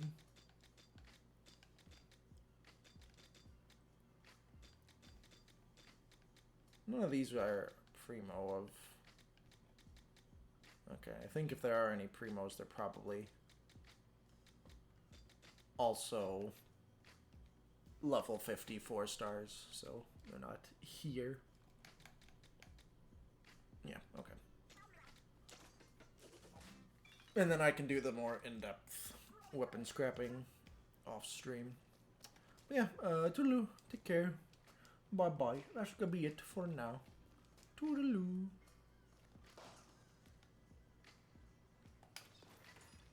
Oh, got some spin on it. Got some stank. Anyway. Bye-bye. See you next time. Hi. Where's the others? Fry's over there. Or Shiver's over there. Where's Fry? Ow, ow, ow. I don't see Fry. Huh?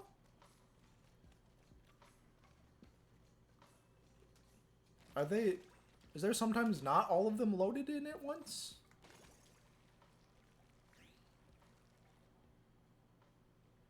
Huh.